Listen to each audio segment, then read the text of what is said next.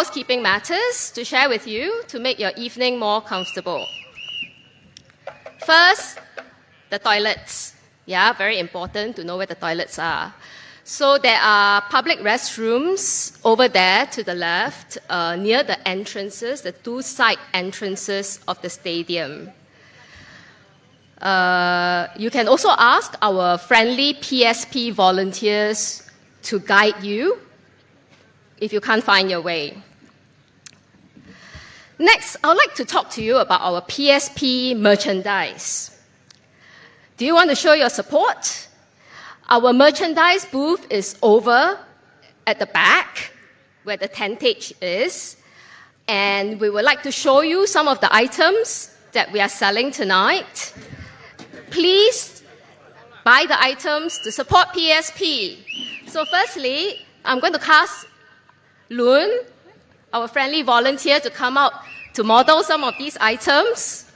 We start off with our lovely mascot, this cute, cuddly, soft toy called Otika. He's going for $30, and I think there's a discount if you buy more. Then we have a new item, this keychain that is really cute, also Otika, that you can hang from your phone or your bag or even your car. And we also have a USB fan that you can attach directly to your phone, and it says, "I support PSP." Okay, and there is a cap. Okay, a cap, and an umbrella that wasn't available at the previous rally. So the umbrella is new for tonight and very, very appropriate for the weather tonight. So please head over to our booth and our team will help you out.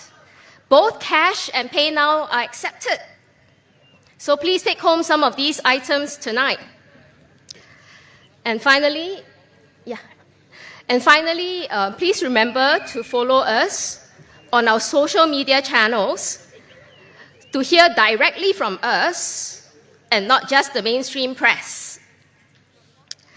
We are on Facebook, Instagram, and TikTok.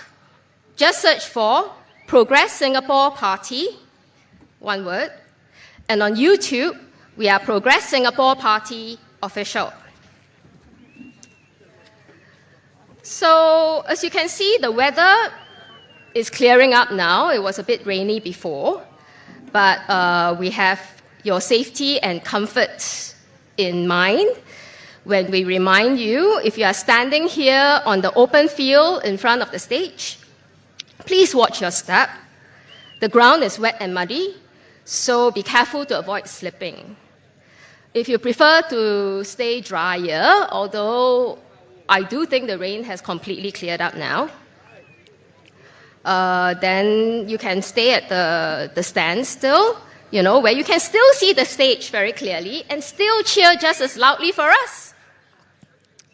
And if you are carrying umbrellas, please be mindful of those around you so everyone can enjoy the event. Let's keep the energy up and show that a little rain can't dampen our passion for a brighter future.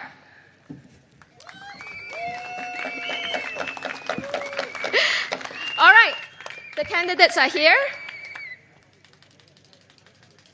Are you ready to make some noise tonight? Yes? Chua Chu Kang, Bukit Gombak, West Coast Jurong West. Let's hear you. Wow!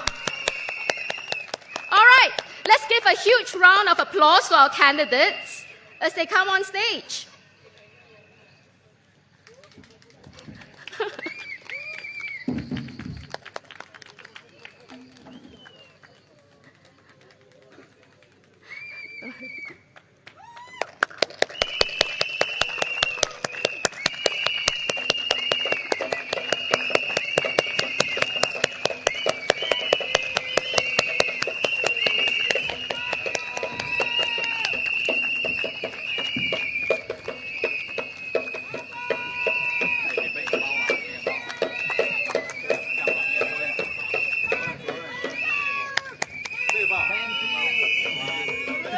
Thank you, everyone.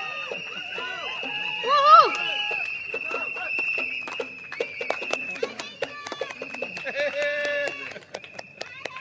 Hi. Wow. Hi, Rami. Okay, sorry, sit down. Okay, shall we take a seat? Yeah.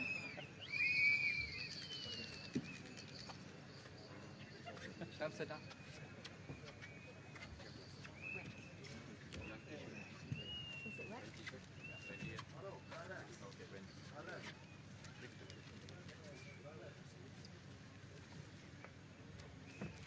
Okay, is Sunny here? Okay, all right. Kicking off our evening is our candidate for West Coast Jurong West GRC, a dynamic voice for progress and unity. Please welcome Sani Ismail.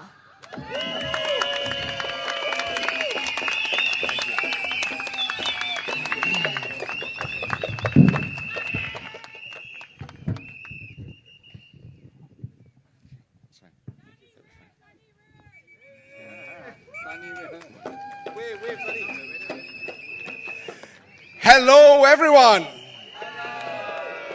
Good evening. Daja Wan Shan Hao. Salam Sejahtera. Anbana Vanakam. I will start by quoting a passage. There will come a time when eventually the public will say, look, let's try the other side. Either because the PAP has declined in quality or the opposition has put up a team which is equal to the PAP. And they say, let's try the other side. That day will come. Unquote. Who said this? I have to ask you again, who said it? Louder. The whole of Singapore needs to hear this. Who said that? Mr. Lee Kuan Yew. Mr. Lee Kuan Yew, our founding father of Singapore, was a visionary. If the PAP declines in quality and if the opposition can put up a team which is equal, let's try the other side. That day will come. And I say, Mr. Lee Kuan Yew was not only a visionary, but a fortune teller. He was not wrong. Ladies and gentlemen, that day has come. Mark your calendars. Saturday, 3rd of May, 2025.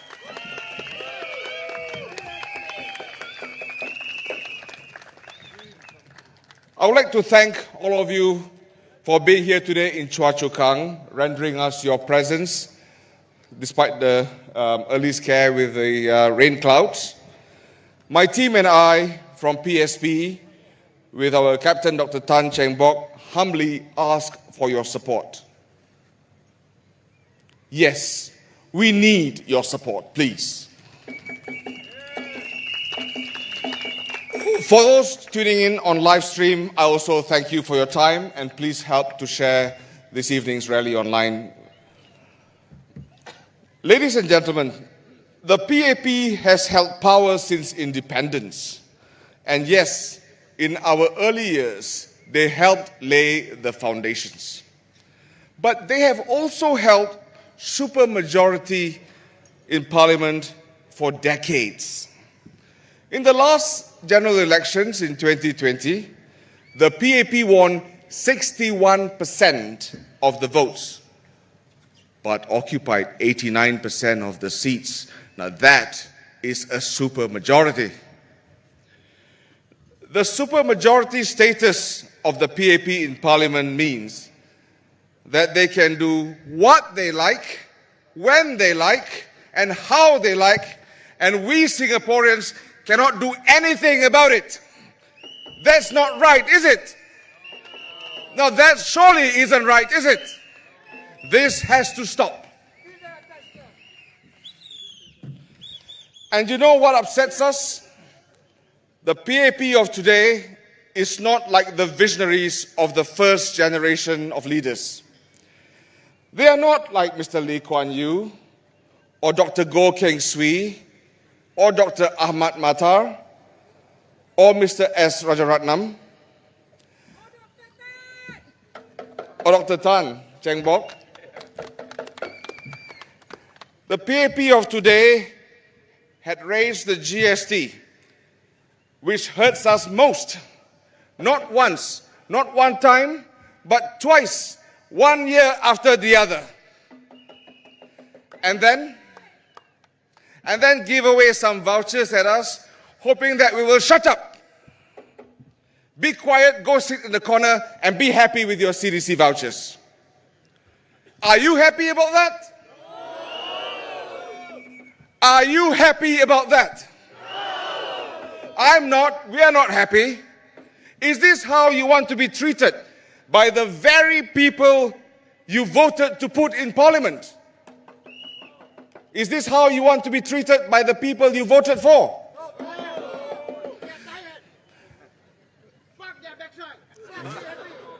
Then, come Saturday, 3rd of May, show them who is the boss. You are!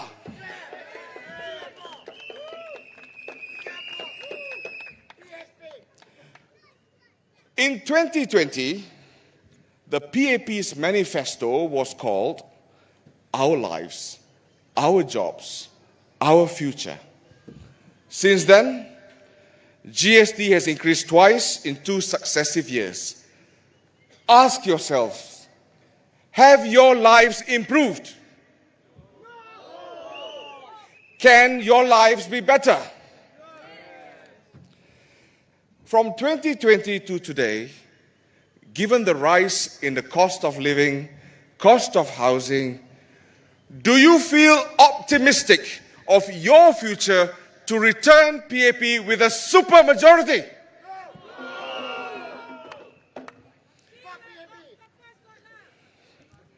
Now, fast forward 5 years, 2025.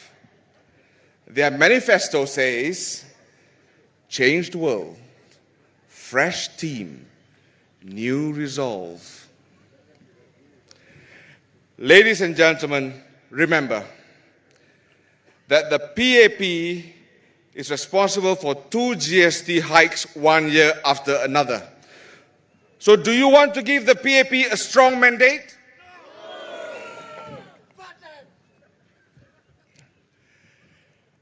Residents of Choa Chu Kang GRC, Bukit Gombak, residents of Choa Chu Kang GRC, please hear me out. Only one of the 4 PAP candidates contesting in Choa Chu Kang GRC is from the original slate you voted for in 2020. 2 of them were seen from about a month ago, and another one magically appeared on nomination day. Therefore, any mention of continuity in Choa Chu Kang GRC if you vote in the PAP is a wild imagination. I will leave it at that as food for thought. I go back to what Mr. Lee Kuan Yew said many years ago, and I believe, and I strongly believe, that that day has come. Remember, 3rd of May 2025. Now let me be clear. To love Singapore is to want better for Singapore. It is not disloyal to question. It is not ungrateful to demand transparency. And it certainly is not reckless to say enough is enough.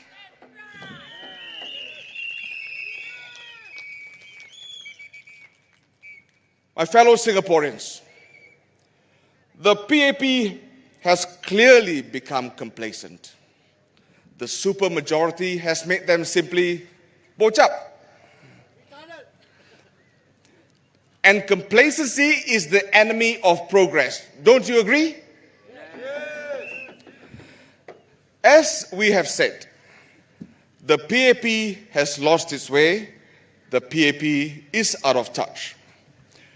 No amounts of maps, no amounts of sophistication in GPS technologies can help them to find their way. Compass salah liao, not working anymore. We need AI in Parliament. AI. No, not artificial intelligence, but alternative intelligence in the form of us, Alternative Party, as your voice in Parliament.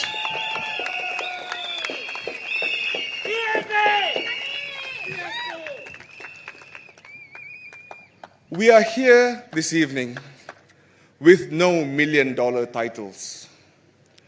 We have no big machineries behind us. But what each and every one of us has is the love for Singapore. Let your vote be your voice this election, and let your voice be louder than ever before in 2025.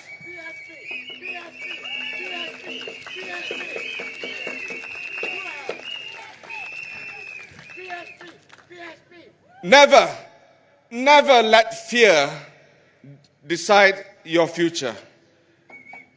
Do the right thing by voting PSP.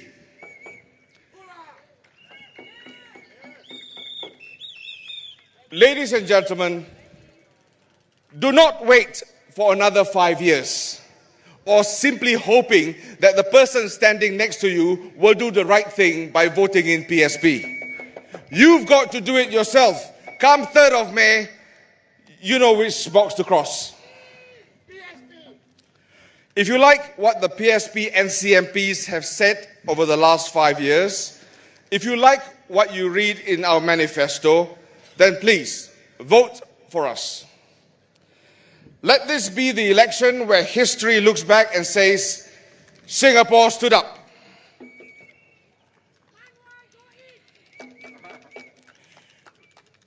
My fellow Singaporeans, I stand before you and I ask that you vote for a Singapore that progresses for all.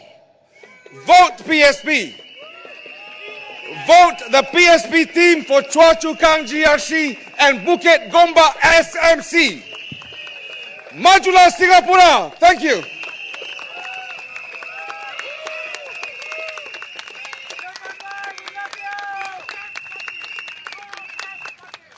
Woohoo! Thank you, Sunny. Next, we have another candidate from West Coast Jurong West GRC, a champion for opportunity and fresh ideas. Please give it up for Sumarleki Amja.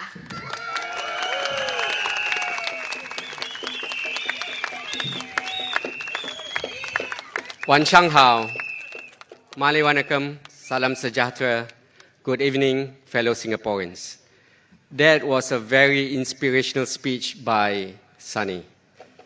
I can't match up to him, but I hope I can share with you a topic that is so close to our hearts, so critical for our future, which is healthcare.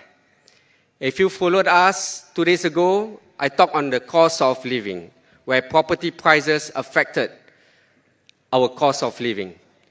Tonight, I'll talk on healthcare costs.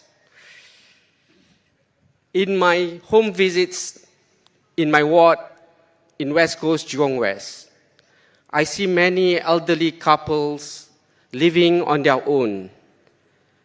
And most of them, if not some, take care of each other. And their situation gets worse if one of them falls sick. Personally, I've seen one elderly man immobile at home, sitting on the sofa, and his wife, around the age of 80 plus, taking care, and shared with me how difficult it is for them to survive with the high cost of healthcare. Nobody listened to them, nobody was with them. I do not know what I can do, but if we get elected into parliament, surely we'll speak up on this. This reminds me of the phrase that we often hear, can die but cannot fall sick. This is Singapore. Is this our Singapore? Let us reflect. We pay such a high healthcare cost in Singapore through a plethora of payment schemes. We pay via MediSave. If we don't have enough MediSave, our children's MediSave. We pay by MediShield Life, private insurance, and if all these are gone, we pay cash, cold hard cash. One of my residents told me, this is so confusing because they do not know what comes from where and what pays to what. So confusing, even for me. What more the elderly people that I see in my ward? Agree? On top of this, with all the scholars in the PAP, they come out with even more complex schemes like Pioneer Generation, Merdeka Generation Packages, and CHAS. These are good programs, don't get me wrong, but it's confusing to us. And with all these schemes in place, is it enough to pay for the healthcare costs? Let me share with you the figures. According to the World Health Organization, in 2019, let me quote, the healthcare expenditure paid by our government is about 43%. But in other developed nations, the OECD countries, their government pays 75%. This is a stark difference between a first world country and Singapore. But the government claim that they are a first world nation. What do you make out of it? I didn't say that. Somebody said bullshit. I did not say it. Singaporeans are experiencing, like I said, are experiencing first world healthcare costs but receiving less than first world financial support from the government. On top of that, I'm not sure if you've heard of this. MediShield Life premiums are expected to increase by 35% over the next few years. This is ridiculous. But PSP, we have a simple but powerful solution. Nationalize the MediShield Life scheme. The government should pay the MediShield Life scheme fully. Take out all the complexities, take out all the difficulties, and make MediShield Life premium free and healthcare costs affordable. No more deducting hundreds or thousands of dollars from your MediSave. For this proposal, your MediSave won't go to zero. We also propose flexibility in using your MediSave money. For example, we should be allowed to use MediSave to pay for preventative dental care. For example, crowning, root canal treatments, and dentures. We have an aging population. And dentures are expensive. These are all expensive treatments which we need to pay. And this should be nationalized. So with this flexibility, we as citizens get more options on how we can make use of our MediSave. But for those who can afford, you can buy your own IP programs, you can buy your riders, it's up to you. Our proposal for this will cost about $2 billion a year. But this is money well spent on us, Singaporeans. We deserve this. It does not cause us to have a crutch mentality of depending on vouchers every now and then. We are a first world country now. We should have first world level of financial support. When you go to the ballot box on the 3rd of May, ask yourself, can your life be better? Now, please allow me to speak a few words in Malay. Saudara-saudari, para hadirin yang terhormat, PSP anjurkan satu polisi yang sangat mudah. Penjagaan kesihatan harus ditampung oleh pemerintah. Terutamanya Medishield Life Premium. Kerana ini adalah kos yang sangat tinggi untuk rakyat dan akan meningkat lagi di masa depan.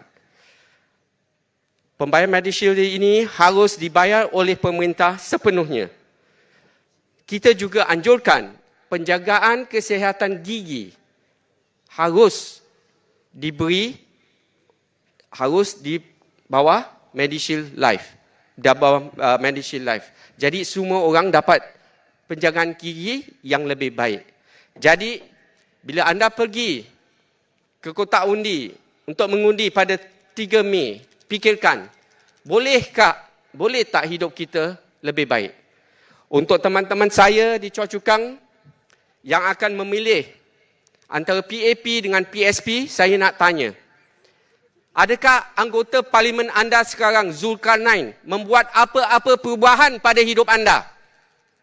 Zulkarnain, dengan dia duduk di parlimen selama 4 tahun setengah, adakah dia membuat apa-apa perubahan di dalam hidup anda? So again, I would like to share with you guys, when you go to the ballot box on the 3rd of May, ask yourself, can your life be better? Progress for all, vote for PSP. Thank you.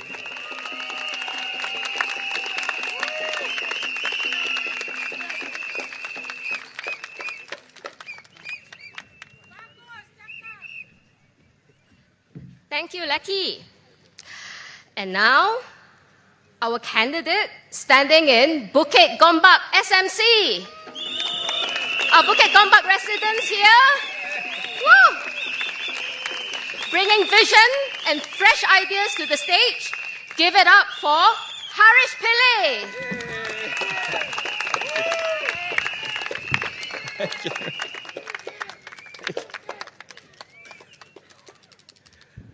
Good evening, Bukit Gombak.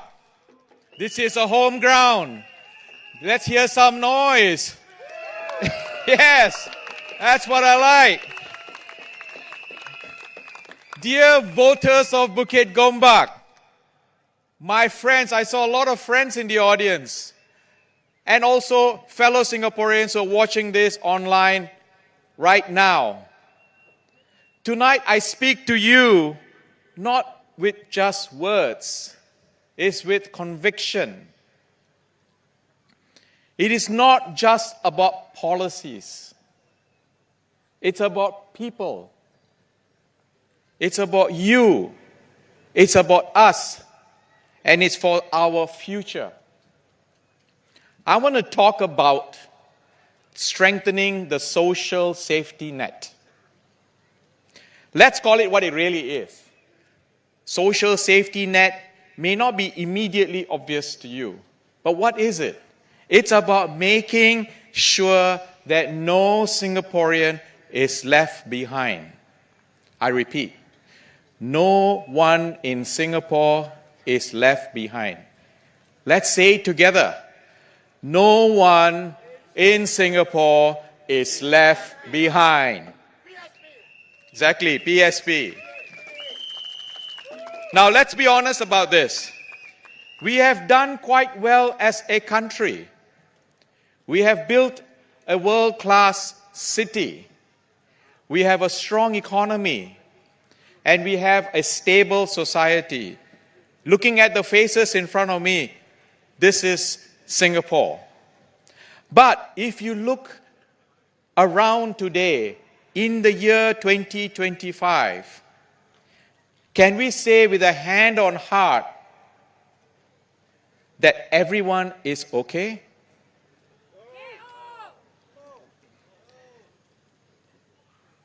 Can we say that the elderly auntie at the hawker center who is working, who is 72, is okay?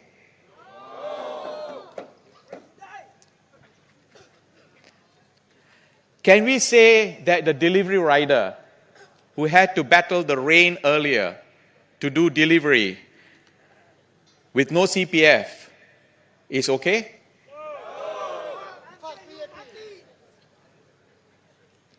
That the single mom who's living in a rental, having to juggle 3 jobs, is okay?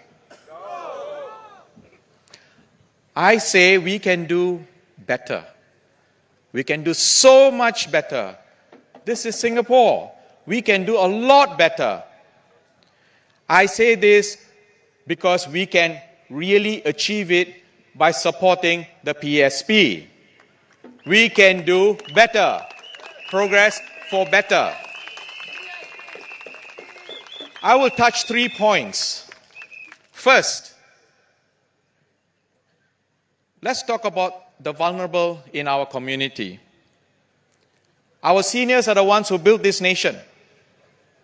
They deserve more than lip service, more than just vouchers, more than the $1 groceries. And we have seen how some of the $1 grocery events have gone bad. Why do these things happen? Why are events like this for $1 groceries becoming a mayhem? Something is wrong. Let's give people real dignity with proper community care, affordable housing schemes, and support to age at home, not alone. And what about our low-income families? In my walkabouts, I met a lot of low-income families. It pains me to see them that way. Some of them struggle to put on a smile, but I know there is pain behind that smile. Let's not give them handouts only. Let's give them hope. Hope through education, hope through jobs, hope through real long-term support. In our manifesto, which I hope you will be able to read and understand, we have proposed, as was mentioned by Lekki earlier, that MediShield Life and CareShield Life to be nationalized. We also are asking the government to pay for the basic MediShield Life and CareShield Life premiums for all Singaporeans. I repeat, pay the MediShield Life and CareShield Life premium for all Singaporeans. Would you want that? Would you really want that? I can hear you. There are some programs that have been around for a while called Comlink, but that's been about 6-7 years old, and we haven't seen much progress with that. We have to go further to ensure that a child is never born into a disadvantageous situation, and that every family, everyone gets to be able to succeed. In our manifesto, we have mentioned and proposed that $1,250 be paid monthly to caregivers of children 7 years and younger.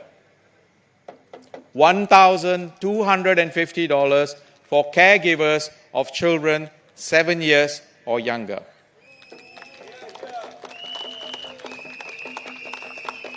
$1,250. Our children are our hope for the country. These are the children that will see Singapore into the 22nd century. In the year 2100, whoever is born today will be 75 years old. There are people who are going to be around who will be 100 years old in the year 2100. How are we going to support them?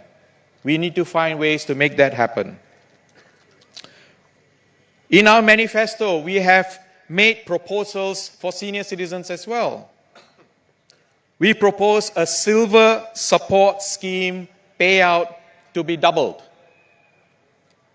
The silver support scheme payout to be doubled. How many senior citizens are here? Raise your hands. We are proposing that this be doubled.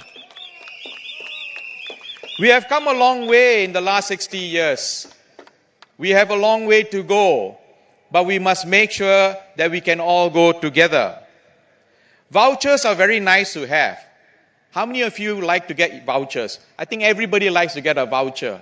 But vouchers is not the solution. It's like when you have a cut, you put a Band-Aid.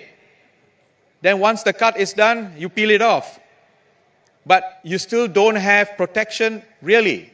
But we need to ensure that when you are doing what we are proposing, we want to ensure that it is sustainable. We need to give dignity to our seniors. Second point, we will protect our workers in this new economy. Work has changed. Life has changed.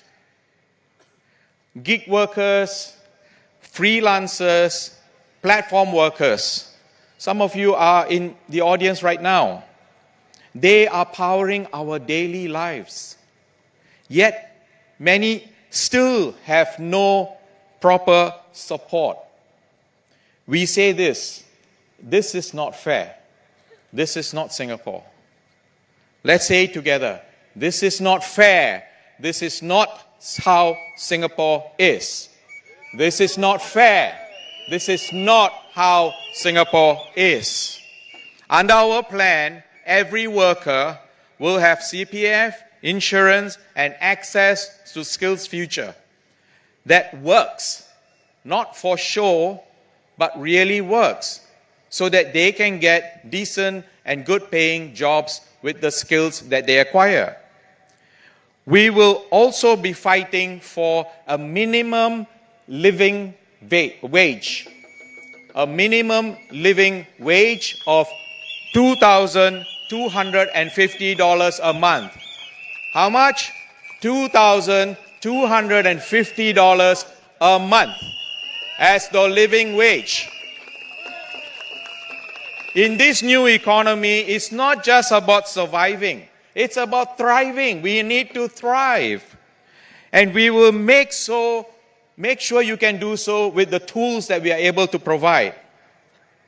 My third point, we will build a social safety net that is fair, that is sustainable, and trusted. Yes, it will cost money. It will. But if there is a political will, it can be done. Let me ask you, what are we building all this wealth for, if not to spend on our people? Why? Why are we building so much wealth if we don't spend on our people? We have had tough issues with the rising of the GST over the last 3 years. How many of you like the fact that GST has gone up? That's what I thought. Nobody likes that. But we need to make sure that every cent that is collected, however it is collected, goes to what matters most: education, healthcare, housing, and above all, dignity for our Singaporean core. At the same time, we also need to build trust. Trust that the system actually works, that it is fair, that it doesn't let people fall through the cracks because there is red tape. This is not just a job for the government. It's your job, my job, and our job. Because a strong safety net is just made of policies does not work. We need people who really care to make sure the policies actually work. Let us support our charities. Let us grow our volunteer networks. Let's create a Singapore where help is never out of reach and it is always within sight. Let's build a Singapore that can be a happy and happier home overall. My fellow Singaporeans, this general election is the most important general election in a lifetime. We have seen a change at the leadership. We are now charting a new territory. We need your support. It doesn't matter which party wins, because what we need is to make sure Singapore will thrive. It's about what kind of a country Singapore should be and that you want it to be. And what kind of a country is it for our children and our children's children? Those are going to be living in the 22nd century. I hope that they will look back in the year 2025 and say, hey, this was how the country became better because of the change that we were part of. A Singapore where we say, if you fall, we will catch you. If you are struggling, we will lift you. If you are left behind, we will come back for you.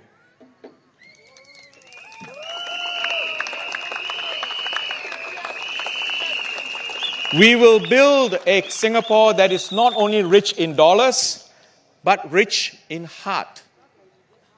Let's build a safety net enough to catch every Singaporean and flexible enough to support every dream. Let's move forward. There is a Swahili idiom that goes something like this. If you want to go fast, go alone. If you want to go far, go together. Let's go together.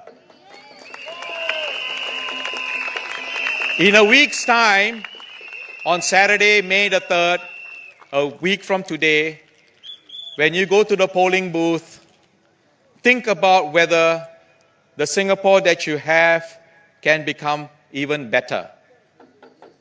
PSP is what I would encourage you to choose because we can help this to become better. PSP has 60 proposals that we have put up in our manifesto to make life better. Please send us all to Parliament so that we can speak up for you.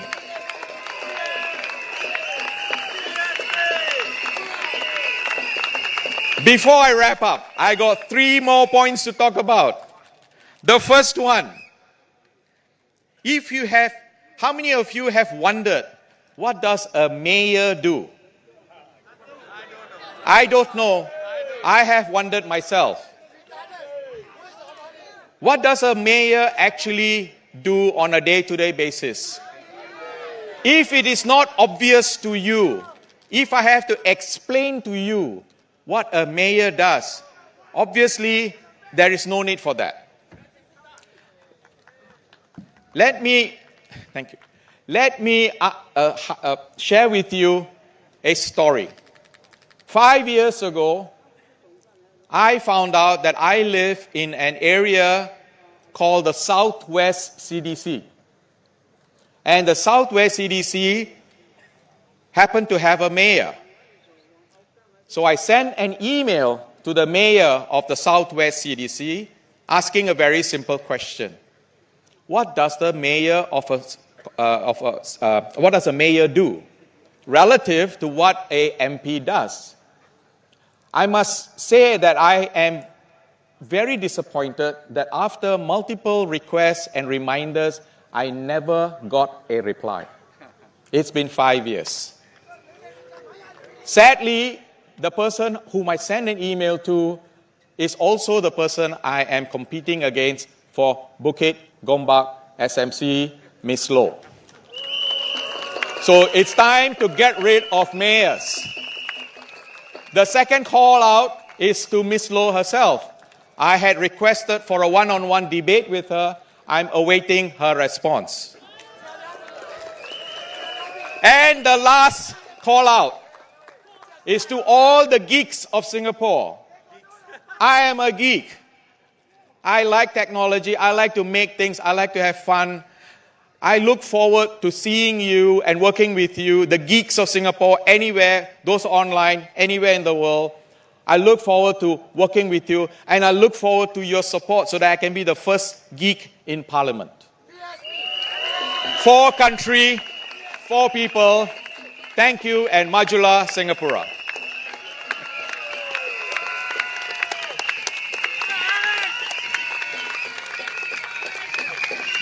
Thank you, Harish. And now we have our first candidate from Chua Chu Kang GRC. With a proven track record and a heart for service, please welcome Lawrence Peck.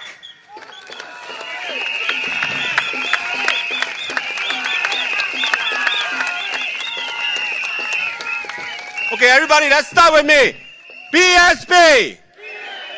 PSP! PSP! Voila!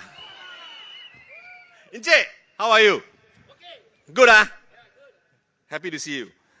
So, good evening, everybody. Thanks for coming out here tonight. I want to start tonight by thanking all the residents of Tengah. I've been there.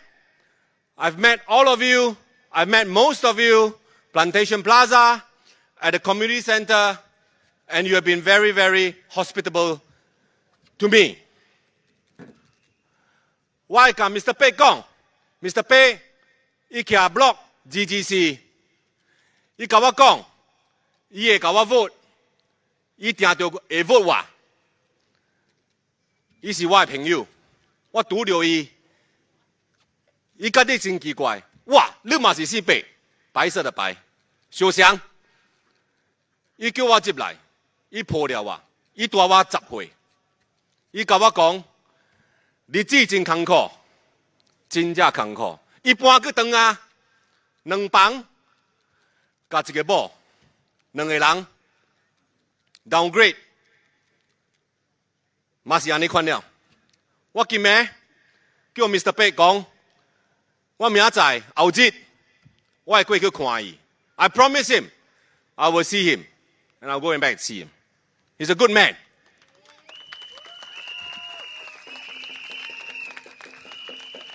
He 看到我走得很辛苦，他叫我进去，他让我进来。他知道难，他知道很难。没有任何一个人加入反对党是为了钱，真的不是。We joined the opposition, like Man Wai said, because we want to. I asked him, why did you do this? 點解？你搞乜嘢 ？OK， 係嘛 ？OK， 老老實實 ，because he wants to, because he felt that he have to. It is something which he feels that he wanted to do after he met with Dr. Tan. And similarly, in August 2023, I met him. He brought me to see Dr. Tan. I can't describe it to you, but there is this sense of a very deep, common purpose. Men like us, guys like us, people like us, we do things for a purpose. We don't do it for a career. There is no career. There's no promotion. There's no promotion. There's no increment. There's no AWS. There's no bonuses. We do this. In fact, Man Wai told me, you do this, I want your time, I want your connections, and half the time you'll be paying for something.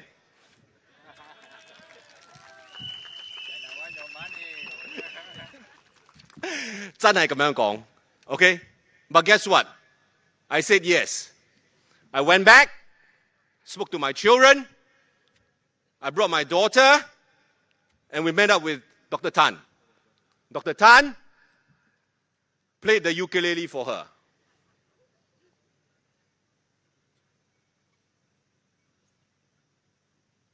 And on the way back, we had a very difficult conversation.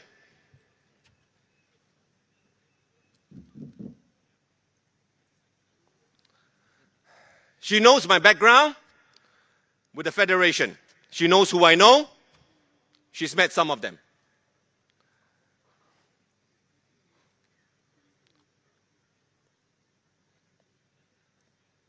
There's a price I have to pay,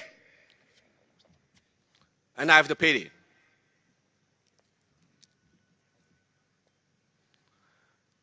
When one of the ministers saw that I was wearing a PSP t-shirt online, I received a phone call.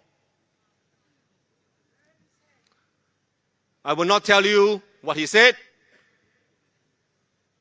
but I can say what I said to him. I said, does it really matter what t-shirt do I wear, that we wear? 真的那么重要吗？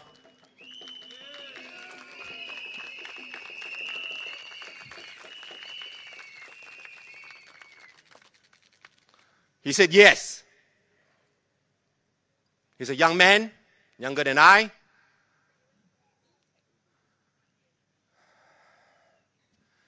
And that's when I know I lost a friend. But my daughter, my son, is there, supports me till today. I can't do this without their support. I can't.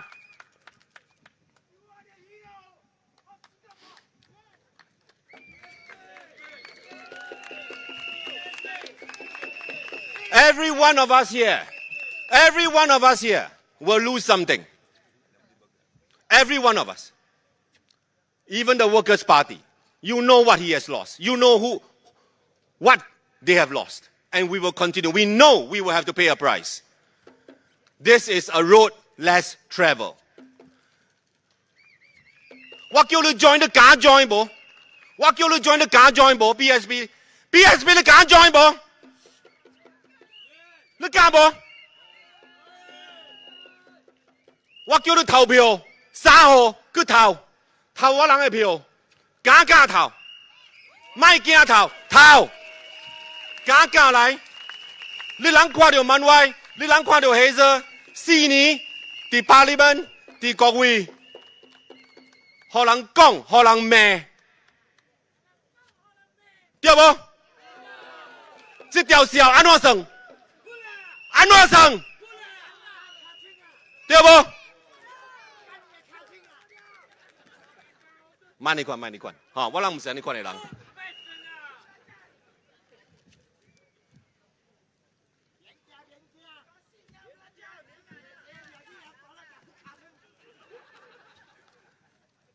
今日早起，我起來看到報紙，我看到我的朋友，這陣嘛是帶出講，PAP 迄兜 ，Jeffrey 佇報紙問我講真濟物件。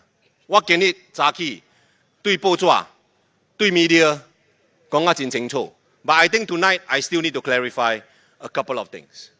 I wrote an article on the minimum wage. Singapore actually do not have a minimum wage. We have something like a minimum wage. But it's not called a minimum wage. But it looks vaguely like a minimum wage.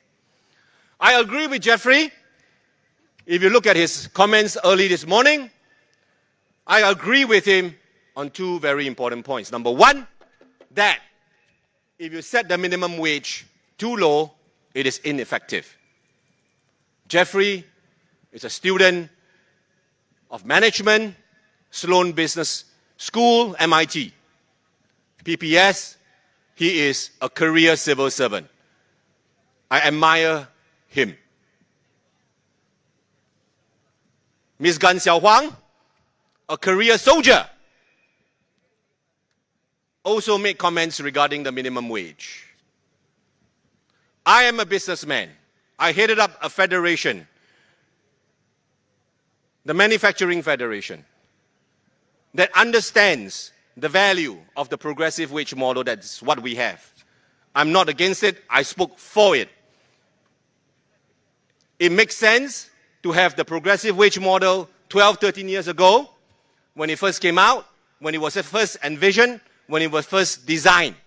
Productivity, upskilling in order to justify a higher wage, but not a universal minimum wage. 12, 13 years forward, today, and actually since 2018, you can understand that many things have changed. Right now, the progressive wage model, which is exclusionary by nature, it doesn't cover all sectors. Exclusionary by nature is a fancy word to say it doesn't cover everything. It does not. It actually does not. It's trying to cover as many as possible, but it is based on laddering, upskilling, productivity. But given the fast pace of technology, you get very advanced cameras, you get cleaning robots, and even your trays are now being returned by robots. I'm telling you right now that with this rapid pace of technology and products that is coming up, we require a stronger safety net. With a minimum wage, only then that we can build resilience, consistency within our local workforce. The minimum wage will do two things, and you will know that these two things are important and relevant to Singapore right now. Number one, it will protect our local resident workforce against very difficult, very demanding employers. And all employers are difficult and demanding. Number two, it will protect our local workforce against a high cost of living, inflation. Singapore is an open economy. There is nothing very much we can do to protect ourselves against it. We need to implement the feasibility study of a minimum wage. And no, I did not say that it was going to be $300 like in China. How could I? That's just not possible. I did not say that. Opposition voices in Parliament. Opposition voices in Parliament. 我老是跟你講這個物件，伊人攏總 PAP 迄鬥的人，你這鬥看，迄鬥看，這科看，迄科看，相像。唔是政府的 civil servant， 都是 general， 一個衫兩個衫三個衫，暑假你講，攏總有。對不？我能知道不？有不？有不？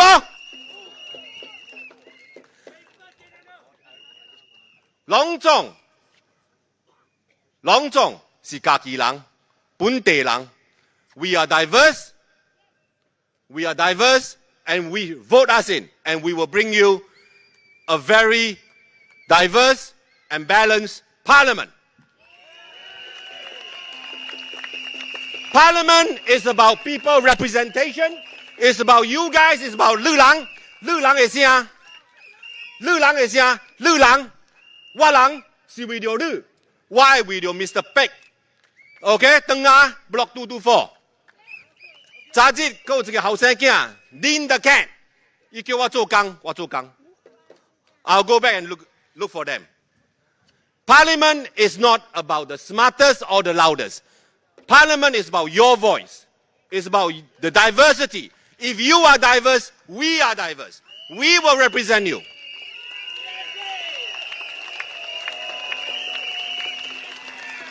Vote for PSP. Vote for PSP. PSP. PSP. PSP. 3號做工。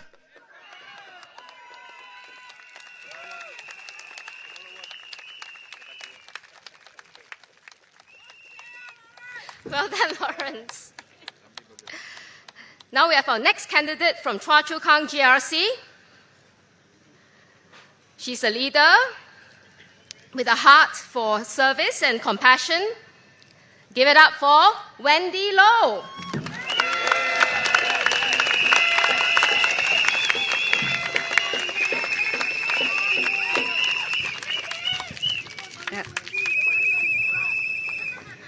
Good evening, residents of Choa Chu Kang.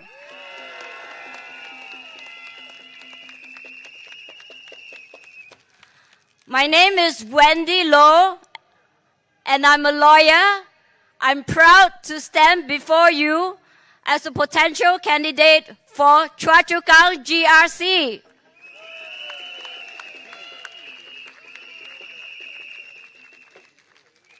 My volunteers have recently told me a joke that two very senior ministers have lost their way. One, DPM Gan Kim Yong, who has been walking in Choa Chu Kang for the last 2 decades almost, has walked from here to Pasir Ris Pongo GRC.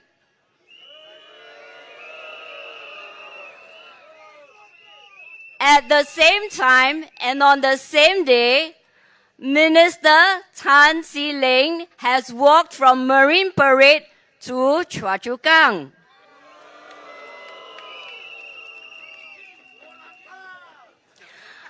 Now, my dear residents, is election a joke?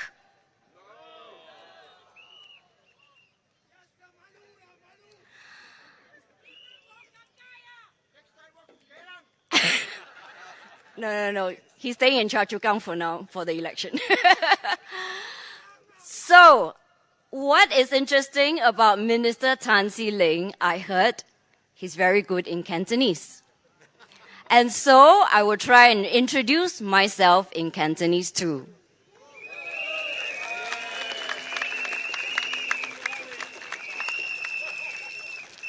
大家好，我嘅名係劉慧玲。我係一名律師，我就係全進黨，係佢哋嘅婦女團嘅主席。呢幾年來，我哋為婦女發出佢哋所提嘅聲音，為歧視工作人嘅法律提出意見。所以，如果你哋投前進黨一票，唔只有萬偉、Lawrence 同埋我。如果有咩部長可以喺國會同我哋挑戰，我哋唔止一把聲，我哋有3把聲幫你做出回應。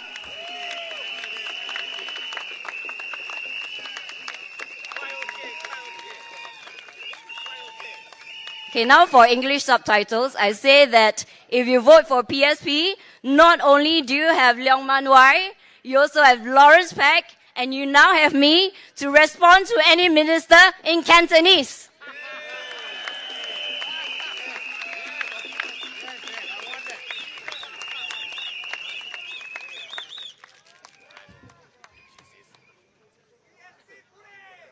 Okay, now for my young families in Brickland and Singer, Switch Channel. 안녕하세요.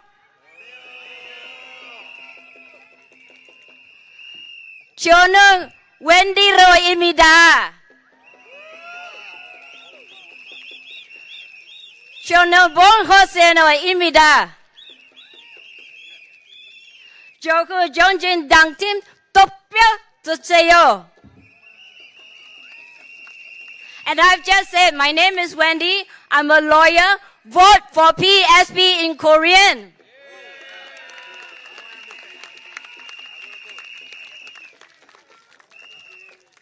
Now, I know you all watch Netflix, and I know that Korean is growing in popularity, and there is a reason why I'm using Korean to do my introduction. For a long time, the group thing has been to address a crowd in Singapore in our 4 main languages. But like what Lawrence has said, we are here to represent you. We are diverse in our thinking, and we want to reflect the current thinking and not the group think from 60 years ago.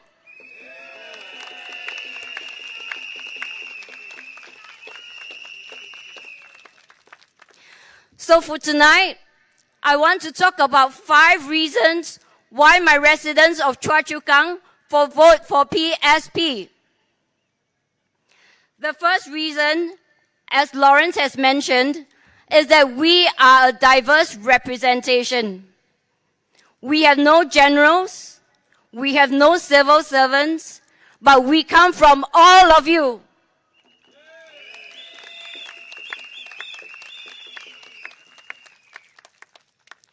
Lawrence, when I first met him, I thought he would be a good candidate for PAP because he's so well qualified. Not only is he the ex-Secretary General of the Singapore Manufacturing Federation, which by the way is responsible for about 20% of our GDP, he also comes from a long global career with Sony, having traveled through the Middle East, Hong Kong, China, and India, and he brings along a portfolio of business ideas and innovative thinking from manufacturing, from innovation, and being an entrepreneur in his own right.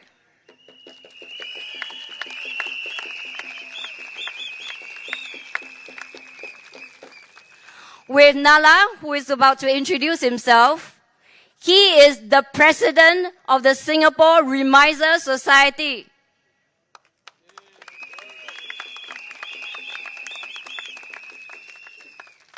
Impressed or not?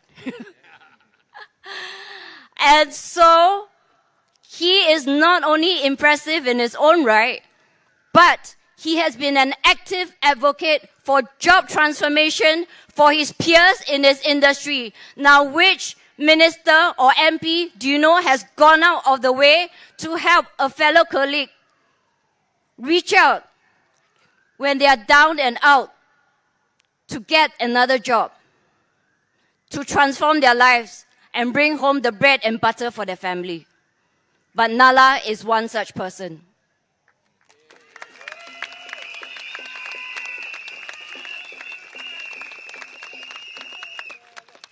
And for my dear brother Abbas, he has been a safety practitioner and trainer for all his life. And he's responsible for bringing home all our brothers and sisters, sons and daughters safe, to make sure that they see their family no matter how far they are outfield in the oil and gas industry. He takes care of Singaporeans and fellow workers.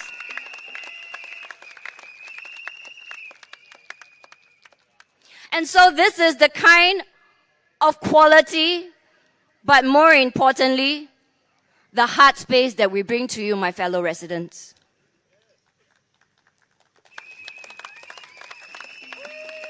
And on the other hand, for the civil servants that they parachute in the last minute, do you need more groupthink in administering your town council?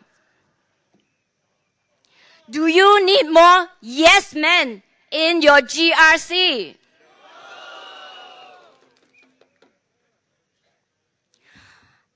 Point number 2, where even a senior minister comes in as the Minister of Manpower and Trade. We respect him a lot, having read about his private sector credentials. And he was last the CEO and Managing Director of Parkway Holdings and Parkway Pantai Limited. His forte is in the medical industry. But when we look at the current manpower crunch for healthcare sector, are we doing well? There is an ongoing lack of nurses and allied health professionals, radiographers, pharmacists. And in the most recent report, while there are 58,000 jobs available now, and that's projected to increase to 82,000 in the year 2030. This is approximately 24,000 jobs that they could have left for Singaporeans. But instead of that, instead of preparing our education, preparing our retraining services, what are they currently thinking of doing? Tenders and job advertisements are put out there to recruit foreigners from Malaysia, Australia, New Zealand, Britain, Indonesia, India, China, Taiwan. They are looking everywhere else but the own soil of Singapore where you and I live and breathe. For someone from the healthcare industry, why are we falling back on groupthink, on relying only on foreign talents, so-called? And this is not just for the nurses and allied health professionals, but for all Asian parents who want your sons and daughters to become a doctor. In 2022, there's a report that they are also going to hire 180 junior doctors from India, from Australia, from Britain. And at the same time, they say that there's been an increase of intake in our local medical schools. But why concurrently are they not considering 100% intake from all the aspiring Singaporean sons and daughters who do want to become doctors? Why are we not given that chance? And I recall the story of a taxi uncle I met who said that because his son did not qualify for the high entry exams for our medical school here, he had to exhaust his savings to send his son across to UK to study, and there's a chance that the son may not come back. A father who has spent his entire savings to better the son's life may never see his son ever in the immediate times that he's aging while he's busy being a doctor overseas. The problem of brain drain that we are not even talking about. And yet, when there is a manpower crunch, we look everywhere but Singapore. Is that the policy that we want to continue?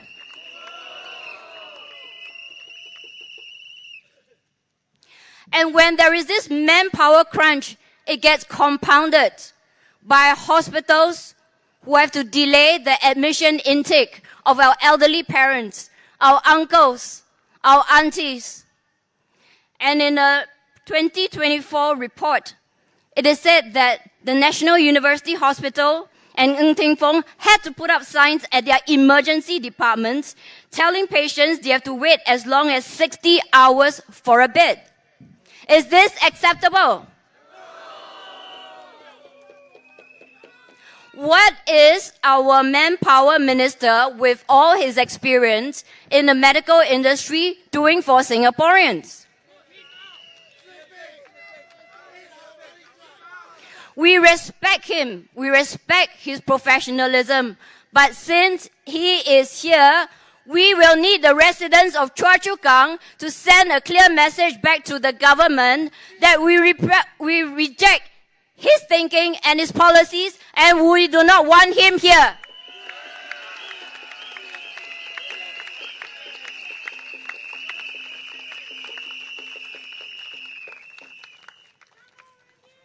Third, our team wants to bring about innovative thinking in our education and employment solutions. I've walked amongst you for the last 1 year or so in the West, in Choa Chu Kang. I've met a cardboard uncle in DPM's ward, pushing a cartload of cardboard. Do you know how much 1 kg of cardboard can fetch him in today's price? 0.04 cents. And this uncle in his 70s or maybe 80s with a hunchback has to pack 10 kg of cardboard to earn 40 cents. And what can 40 cents buy you today in Singapore?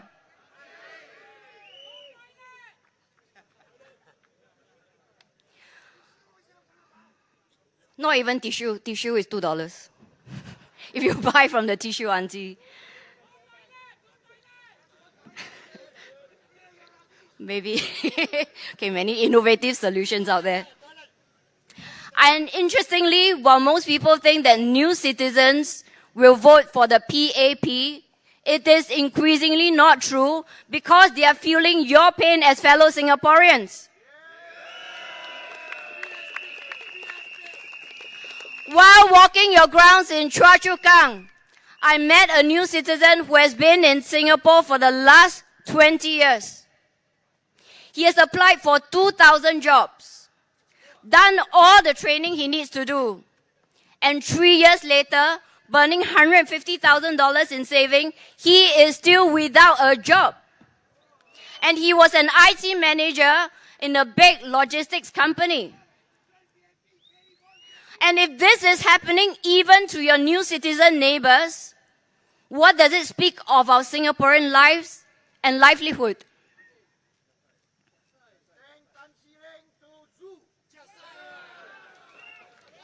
So we need a rethink of our educational policy. We need an urgent reimagination to de-stress our children from high-pressured exams like PSLE. We offer them 10-year true road if they want to bypass your PSLE so that they can be healthy, holistic children who will be ready to meet all your AI disruption. They will think creatively of innovative solutions so that they'll be better prepared. We reject all groupthink from the PAP because our children are our future.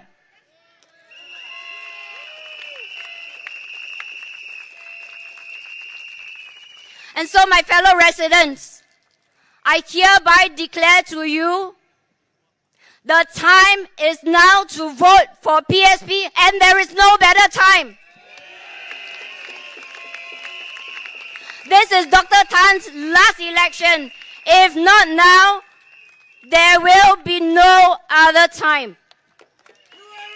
We have 2 NCMPs, and their record is proven. They will ask the most number of questions, no matter how tough, and they'll be our mentors to make sure we do the same for you.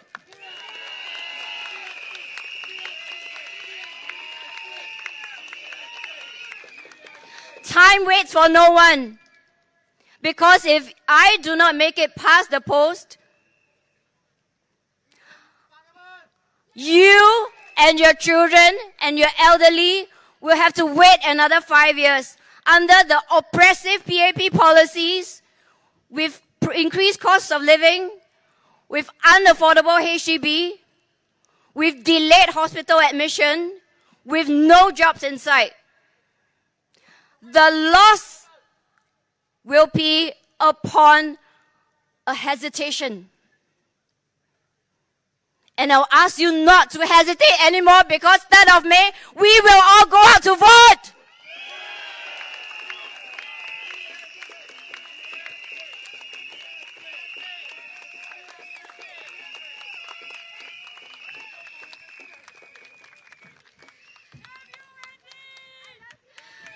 Ladies and gentlemen,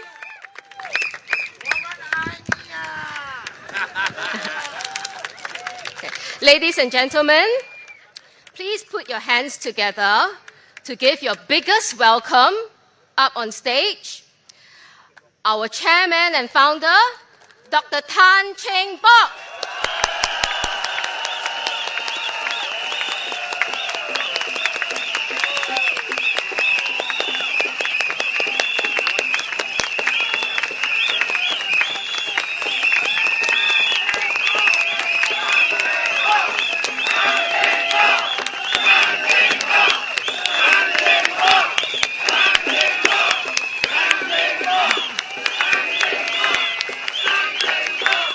An announcement to make.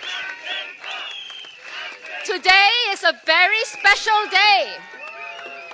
Today is Dr. Tan Cheng Bock's 85th birthday.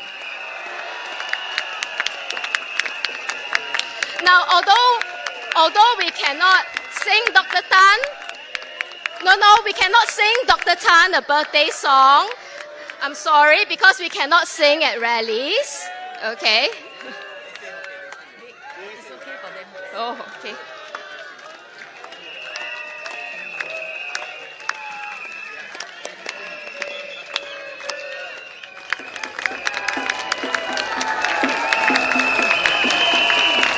Can we all wish Dr. Tan a happy birthday with a big cheer? So on the count of 3, can we all say, Happy birthday, Dr. Tan? Okay? 1, 2, 3. Happy birthday, Dr. Tan! Whoa!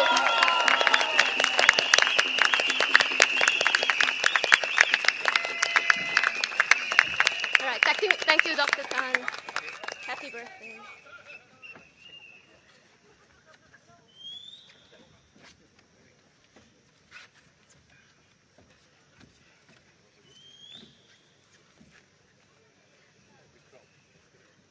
Our next speaker is the third candidate from Choa Chu Kang GRC. He's a passionate advocate for unity and progress. Please welcome Abbas Kasmani.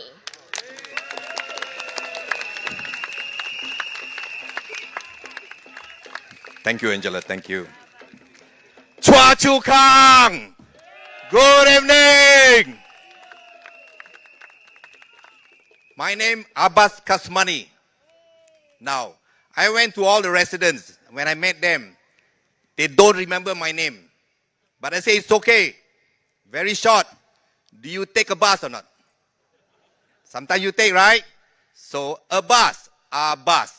So, remember this.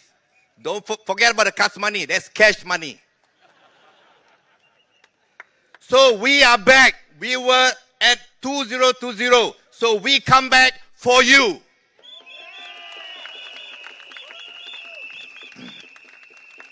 We never fail. We never give up. We are for you. You come back. Yeah, good. Now, since 2020, last election, we keep going in Choa Chu Kang. We walk. We meet the resident. We use our hearts and mind. We use our leg. We go to every block the best we can. We have no media coverage. But it's okay. We know that you know us, that we saw you, we talked to you. We want to thank you for accepting us in Choa Chu Kang. Now, 30 years ago, about that time, the government called for support. They call it, if you remember, seniors, total defense. Remember or not? Yeah. So, we chong lah. We support lah. We defend. We protect the country, the economy. But then now, the PAP 4G, what they want from us. And they say to us, total depend. Depend on the voucher. You depend on the scheme. Do you want that or not? Never mind, you say you want, you take after you use lah. But then, you don't want this forever, right? No. Yeah, cash. Definitely. Now, how long do you think you can go on like this, accepting voucher? But then, if you have a better salary, high salary that we had before, enough to cover our cost of living, would that be better?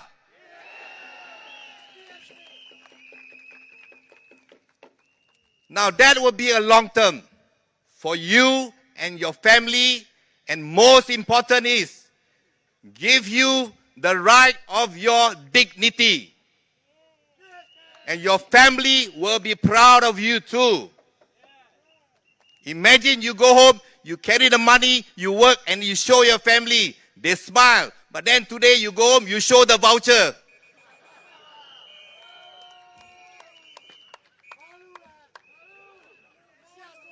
Now you want respect, right? You want respect. But does the 4G, PAP 4G give you respect? Doing like this? The other thing is, if you want to go far, and you don't want what you want now, then you vote for PSP. PSP. Progress Singapore Party. Now, senior brothers and sisters, if you remember the 60s, 70s, right? Life difficult, right? I can see you in front of me. But then we work very hard. Not enough money. The government work very hard. We work very hard together. Now, the PAP 4G says our country is very rich. Rich with borders. How come most of us still in financial suffering and difficulties if we are so rich? Now money not enough. Job hard to get. Salary low. Cost very high. How to survive? Well, I like singing, right? I do rapping for you. Huh? Now everything PAP 4G take. They take that and then they say tax, you pay. This one, they say tax, you pay. Okay lah? We pay lah? We pay and pay? But then, is it right? Manai sai, cannot every time pay and pay. So now, they tell us they are always right. They do the right thing. Now I ask you, you tell them, salah mai kong pun salah.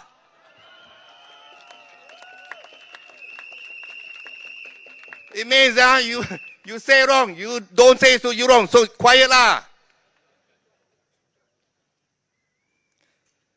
Now, my friend, Papa, Mama, Pachi, Machi, Uncle, Grandpa, our children is suffering. Have to study very hard. We struggle, but after they graduate, do you think they get a job? My colleague was saying, one of the residents couldn't get a job. And I know that. I have friends, daughters, sons, couldn't get a job. Can I? Because they say job is available. Can, gardening, graduate university gardening. Something wrong. Now think carefully when you cast your vote. When you vote for the opposition, or you vote for us, the alternative voice for you. Don't worry. The country won't close. Tomorrow you work normal, everything normal. Alright? You're still breathing. But let me ask you. If you vote wrongly, the cost of living will go up. Yes or no? Yes. You die. GST go up. Yes or no? Yes. Die already. Right? Say with me. Die already. Housing costs go up. Die already. COE go up. Die already. Basic transport go up. Die already. So how long? No. So how long you can tahan like this? Tak boleh tahan. So think carefully. Now last time our past NCMP, Mr. Leong Man Wine and Hazel, fight for 5 years in Parliament, debate. 1% opposition fight, 5 minister hantam. Wow. But they never give up. Right? You're welcome on behalf of them. But they never give up. They keep going. Now our leader,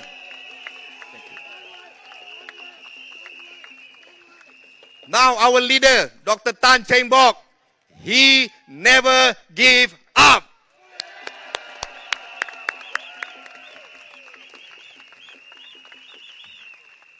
Now the job of the government is to take care his people.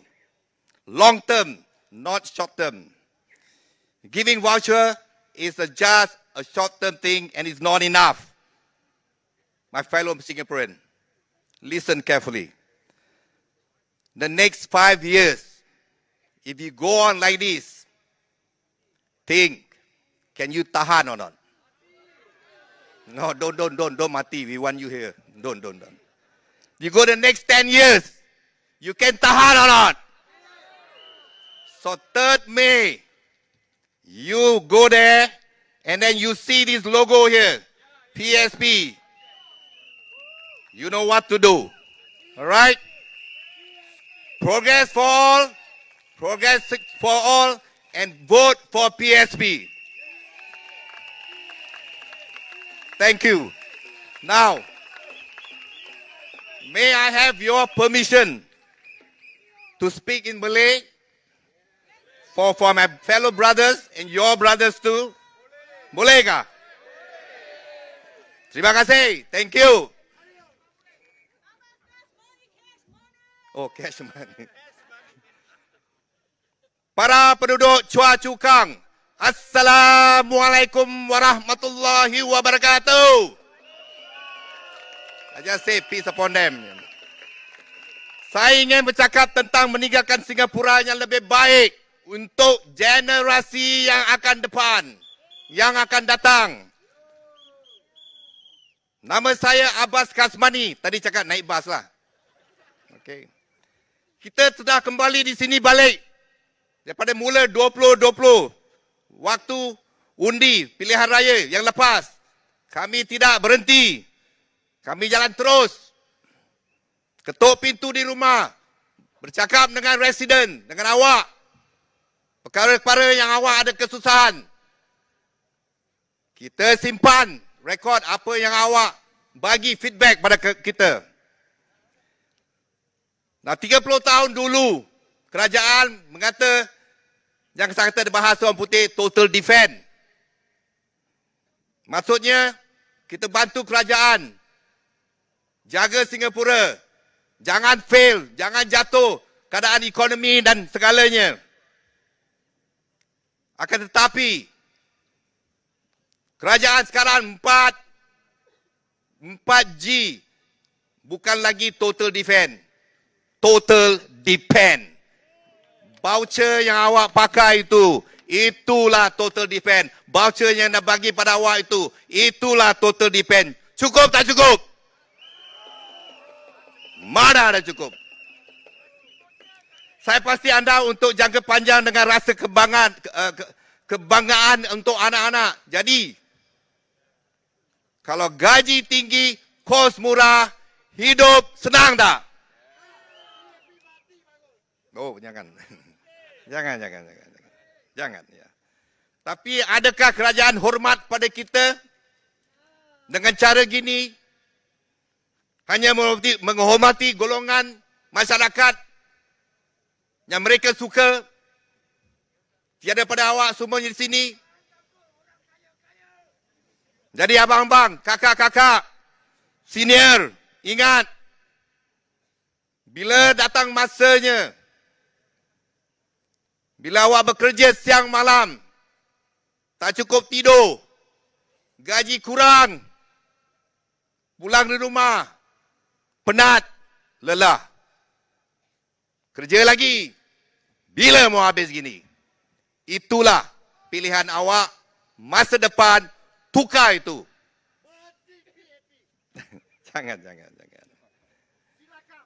Jangan. No. Papa, ibu, uncle, auntie, akong, take care, jaga, you punya anak, cucu, grandson. Don't allow them to live like this in the future. Don't, think. We will support you. We will work with you. And all these the candidates one day will become minister. Yes or no?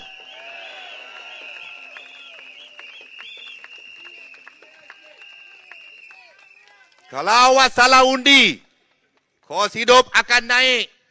Kalau awak salah undi, GST akan naik. Kos perumahan naik.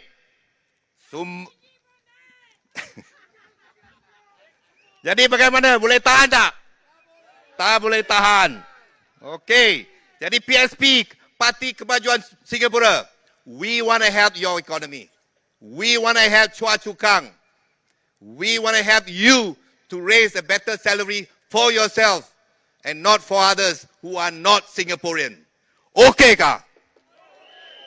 A bit Japanese lah. Jadi ketua kami Dr. Tan Cheng Bok di sini, dia tidak pernah putus asa. Dia terus, dan NCMP kami Leong Man Wai dan Hazel terus berjuang, tidak putus asa. Jadi tuan-tuan dan puan-puan, masa sudah di sini untuk awak memilih yang terbaik untuk diri sendiri dan juga untuk masyarakat yang lain, anak-anak kamu. Jadi, kemajuan untuk semua, undilah, vote for, and last one, say this with me, tell them, salah my kong pun salah, say, salah my kong pun salah, say, my kong pun salah. Thank you very much.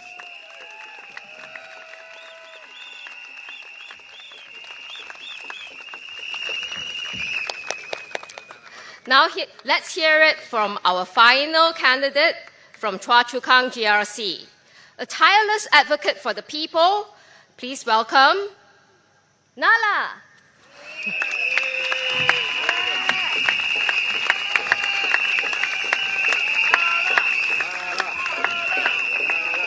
you. My dear fellow Singaporeans, a very good evening to all of you. Wang Chang Hao, Singaporean. Selamat malam, rakyat Singapura. Inia malai vanakkam, Singapore kudimakkale. From the bottom of all of our hearts, thank you to each and every one of you for coming down this evening. The God has been kind to us as well. Initially it was raining, now it's such a wonderful weather. Thank you, God.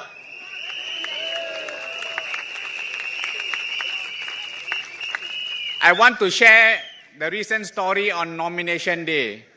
We PSP candidates, we come punctually, we gathered on nomination day at the coffee shop at 9 a.m. After that, diligently, when the nomination center opened at 10 a.m., we went, all 5 of us, 4 from Chua Chu Kang GRC and 1 from Bukit Gombak SMC. We went to the nomination center, we were the only one first there. That is the mark of punctuality.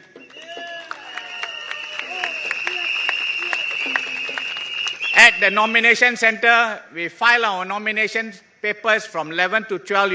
They only can file at 11. We finish everything and we were waiting and waiting. No PAP from Chua Chu Kang GRC was there. They only came, I think, about 11:30, 11:35. And then we were looking for DPM Gan Piyong. Bo, how come? He has been your MP for almost 20 years. But Bo, I can understand part of PAP strategy. He has gone to Punggol GRC. But did he tell you all? Do you all feel sad? What will you all do now? You must vote for? Yes, PSP. And look at the other thing, our honorable leader, Dr. Tan Cheng Bok.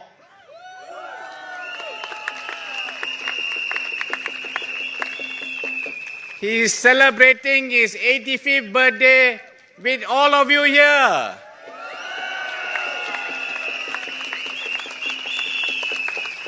So what is the best present you can give him? You must vote all the 13 PSP candidates to Parliament. Can you do that? Thank you. Okay, now a brief introduction of myself. I'm Nala here, and I'm a chartered accountant by training. I'm also the president of the Society of Remisers Singapore. As a chartered accountant, I can assure you we will look after your town council monies well. And we will run your town council and make Choa Chu Kang GRC a model constituency.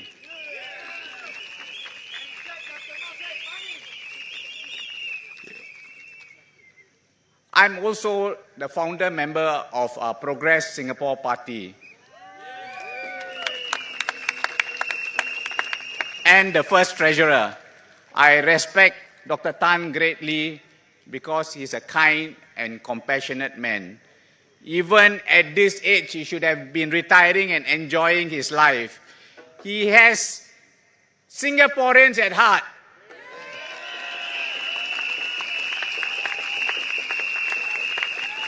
All 13 PSP candidates have your heart in mind.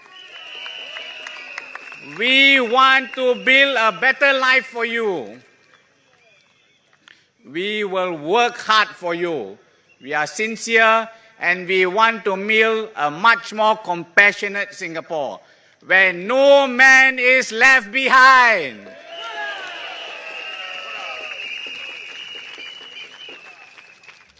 I totally agree with PM Lawrence Wong. He said Singapore is a beautiful vase. We live in a very united, multiracial and multi-religious society. And here we at PSP will never break this beautiful vase. We will work hard to unite Singaporeans together. We don't want this income disparity between the very rich and not so rich. We want to narrow the income gap, where every Singaporean has a stake in Singapore. We need to share the wealth to all Singaporeans and not to a select few. On this note, please allow me to say my message in Tamil before I switch back to English. Thank you. என் அன்பான Choa Chu Kang குடிமக்களே, Singapore அனைவருக்கும் என் மனமார்ந்த வணக்கத்தை தெரிவித்துக் கொள்கிறேன். என் பெயர் நல்லகருப்பன். என்னுடன் Wendy, Abbas, Lawrence Choa Chu Kang GRCல நிற்கிறார். மற்றது ஹரேஷ் பிலே Bukit Gombak SMCல நிற்கிறாரு.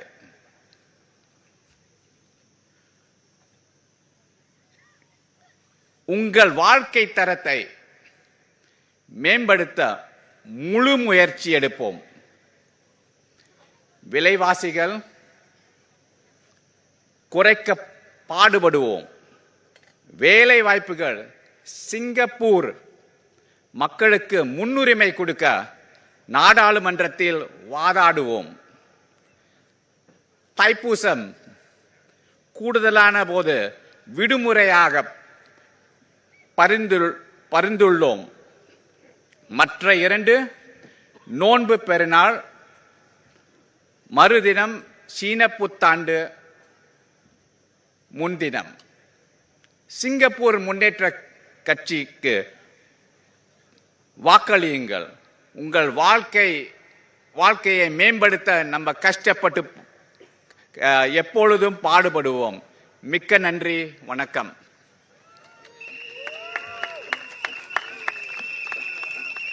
Now I'll continue my speech in English. There are 2 key issues that is close to my heart that is affecting most Singaporeans. One is cost of living. The other one is job availability to Singaporeans. First, I touch on the first issue, cost of living. In 2020, GE2020, and now GE2025, I compare the 2 prices. Kopio in 2020, how much? 90 cents. Now how much? $1.40. How much is he gonna buy? 50%. Chicken rice. In 2020, $3. And now how much? not yet, that one high-end one. Now I talk about hawker center. $4.50, $5. How much is he gonna buy? 50%. Yes. Look at nasi biryani. Last time $4. Now minimum $6.50, $7 or more. How much gone up? More than 50%. Everything gone up. What has not gone up? Your salary, right? Can tahan or not? Yes. So what must you do? What? PSP. Yeah. Hey.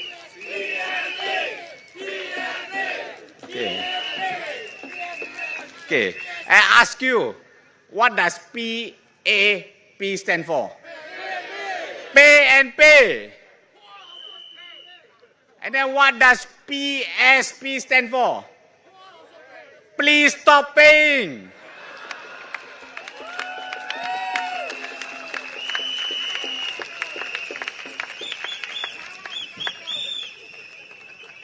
We at PSP understand your concerns because we are one of you.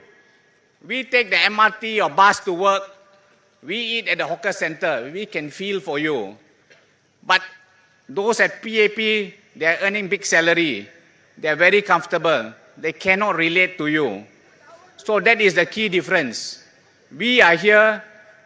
We understand your concern. We will be here for you. We will be your voice in Parliament. Send us to Parliament.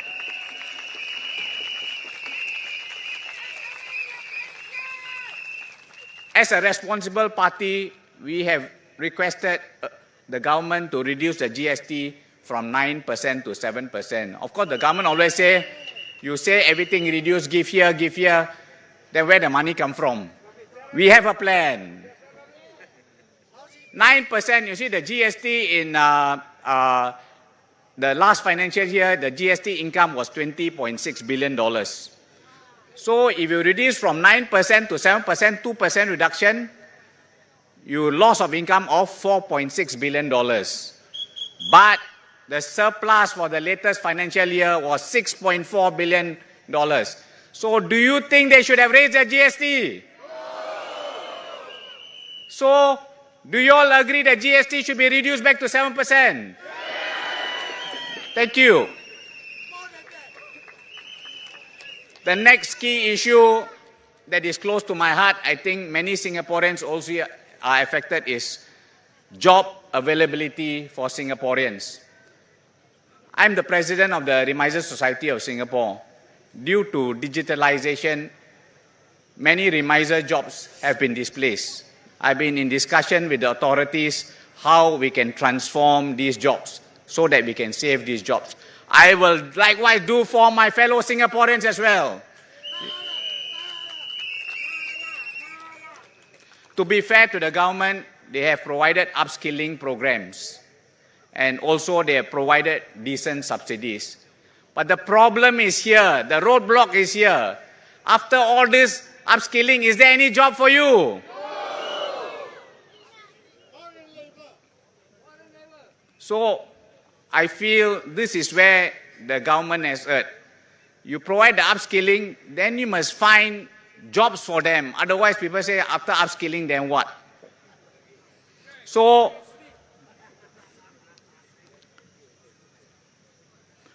they end up, quite a number of them, they end up doing Grab delivery or other temporary jobs. Is this the right thing? I'm not against Grab delivery and all that. This is an honest paying job.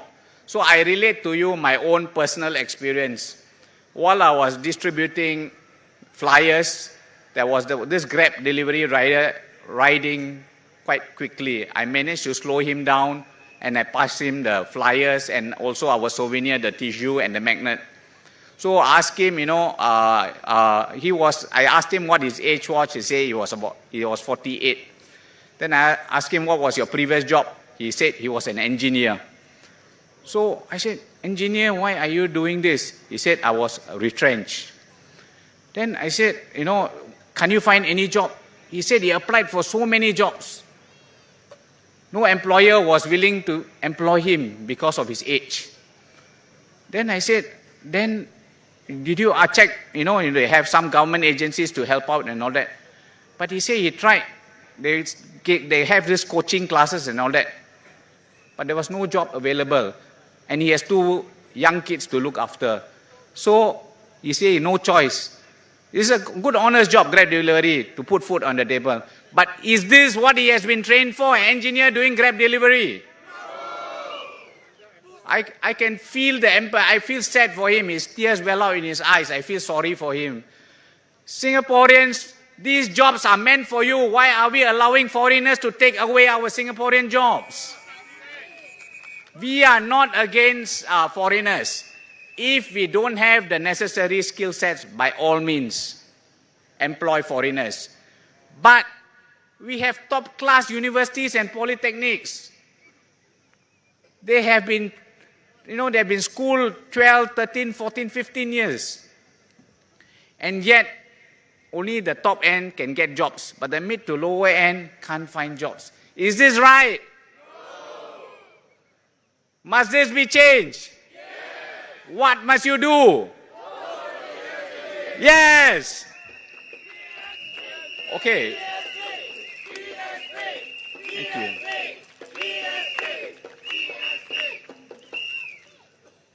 I have to end left 1 minute, so I cut short already, okay? So the thing is that on 3rd May 2025, when you go to the polling center, you must ask yourself, when you go to the polling center, you ask yourself these 3 questions. Can you bear with the cost of living now? Who do you think will make a better life for you? So what must you do on 3rd May? Thank you. So, I'm a patriotic Singaporean. I believe all of you here are patriotic Singaporeans. When I say Majulah, can you all say Singapura together? Majulah! Majulah! Majulah! Thank you very much. Xie. Terima kasih. Mika nandri. Now, I would like to invite my fellow GRC candidates to come forward. Abbas, Wendy. Okay, Lawrence, come. And Harish, come.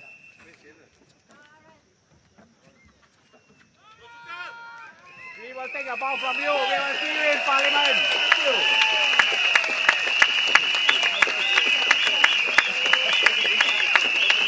Thank you.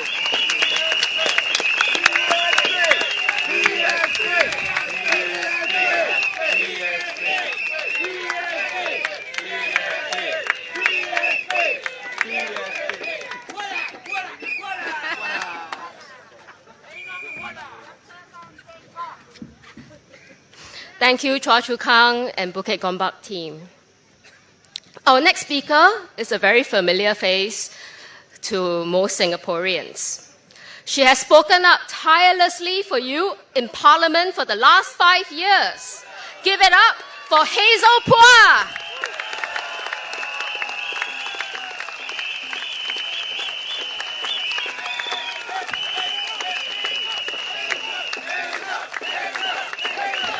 Good evening, fellow Singaporeans and residents of Chua Chu Kang and Bukit Gombak. I'm Hazel Phua from PSP. I will first speak in English and then in Mandarin. I contested in Chua Chu Kang GRC in my first election in 2011. I walked the ground in Chua Chu Kang then, including Nanyang, which is now part of West Coast Jurong West GRC. As part of PSP, I have also walked in Chua Chu Kang, including Bukit Gombak, after the 2020 election.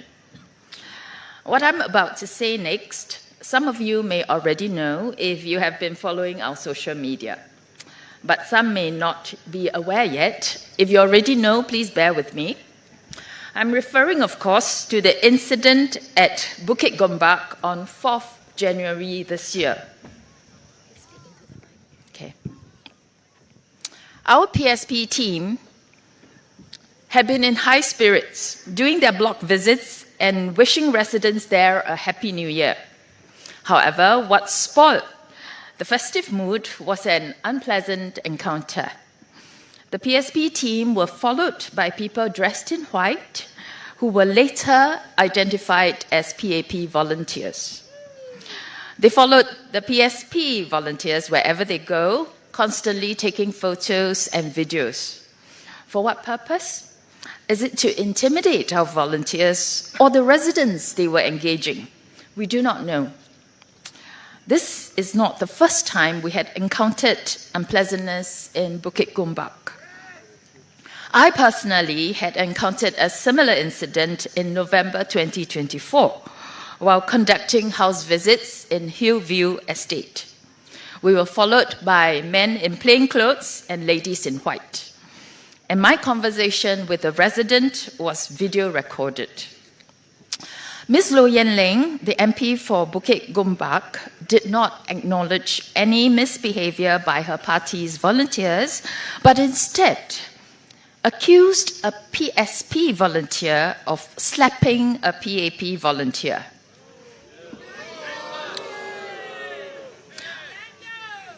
Dr. Tan had responded back then that such allegations must be thoroughly investigated by the police in order to ascertain the truth. Ms. Lo Yen Ling agreed. It has been more than 3 months since the incident.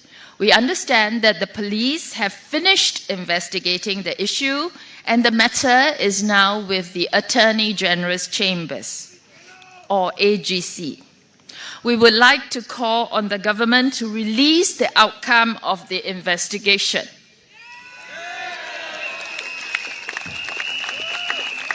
Residents of Bukit Gombak and Choa Chu Kang who are with us tonight, as well as all Singaporeans, do you want to know the truth? If the accusation that a PSP member has slapped a PAP volunteer is baseless, do you agree that an apology is due to the poor fella who is falsely accused of assault? This is only fair, and it is the standard we expect of our political leaders. Do you agree? Another concern that arises from this incident is, are our political leaders losing touch with what is happening on the ground? Are they relying too much on what their volunteers are telling them without exercising through due care and critical thinking? Speaking about the truth, we were shocked that after DPM Gunn announced on 14th April that he is heading the CCK GRC team, we realized on nomination day that he's actually contesting in Punggol. I'm sure CCK residents were shocked as well to lose their longtime MP so suddenly. What made the PAP go back on their public announcement? Can we no longer trust their public announcements? Where do we draw the line on what we can believe and what we cannot? I would much rather the PAP had kept the CCK slate undisclosed until nomination day instead of being told something that later proved to be untrue. This is so damaging to trust. Now, Minister Ong Ye Kung said that we need to be upfront with voters. I totally agree. PAP should practice what he is preaching.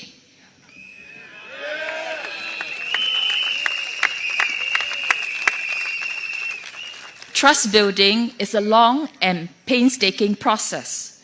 It is built on a long period of track record of competence, reliability, and honesty. Our first generation leaders built up a good level of trust in government with the bulk of the population. It would be a waste to chip away at that. Unfortunately, there has been many incidents in recent years doing exactly that. One example is the Simply Go saga. Before the implementation, members of the public had already given feedback during user testing that the shortcoming of the Simply Go system is that it does not allow card holders to see their balance. And yet, the government decided to go ahead with its implementation. It was only after a huge public outcry that the government decided to reverse its decision. The question is, were the decision makers not aware of the public feedback, or were they aware but disregarded? If they were not aware, it is a case of poor management. They are not managing their organization well if important information is not reaching them.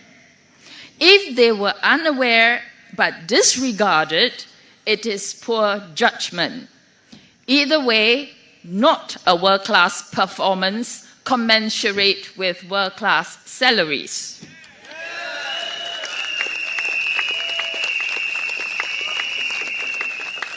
Another example is the Income Alliance deal. I find it astounding that NTUC supported the deal while being unaware of the capital reduction exercise to the tune of $1.85 billion. This is not $1.85 thousand. It is not even $1.85 million.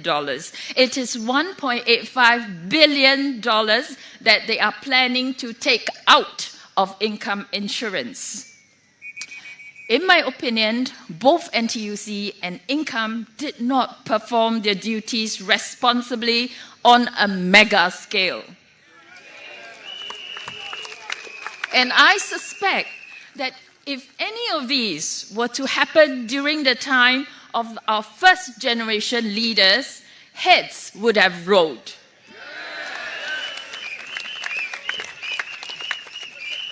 I also found it rather worrying that CPIB merely issued warnings to 6 Keppel executives because it was unable to find sufficient evidence to charge them, even though the company paid over $400 million in penalty in US for bribery. 187 people came down with food poisoning after eating Total Defense Day meals, but the investigations by the authorities were unable to find evidence linking the meals to the food poisoning. This is also cause for concern. Is our public service falling in competence as compared to before? There are many instances telling us that it is important for us to have more opposition in Parliament to check on the government. Our role as opposition is to keep the ruling party on its toes.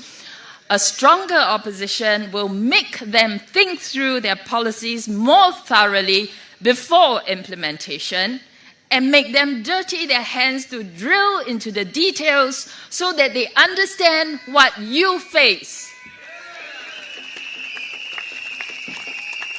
For if they do not, we would be there to point out their mistakes.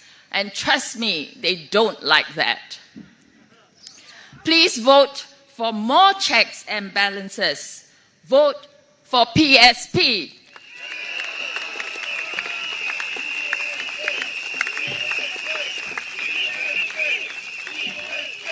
亲爱的新加坡同胞们，大家晚上好。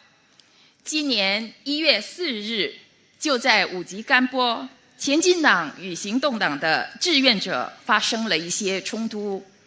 当时我们前进党的团队正兴致勃勃地进行走访，向居民问候与拜年。然而，一些身穿白衣的人紧跟着我们前进党前进党的团员还不停地拍照和录像。后来确认这些人是行动党的志愿者，他们的目的是什么呢？是为了恐吓我们的志愿者，还是他们所接触的居民呢？我们不得而知。遗憾的是，这并不是我们第一次遇到这样的事件。去年11月，我本人在山景道进行家访的时候，也遇到过类似事件。当时我们被便衣男子和白衣女子跟踪，我与一位居民的谈话也被录了下来。事件发生后，武吉甘柏的单选区的国会议员刘燕玲女士没有承认行动党的志愿者有任何不当行为，反过来指控前进党的志愿者掌掴行动党的志愿者。陈清木医生当时回应说，这类指控必须由警方进行彻底调查，以查明真相。刘燕玲女士当时也承诺会为警方提供一切协助。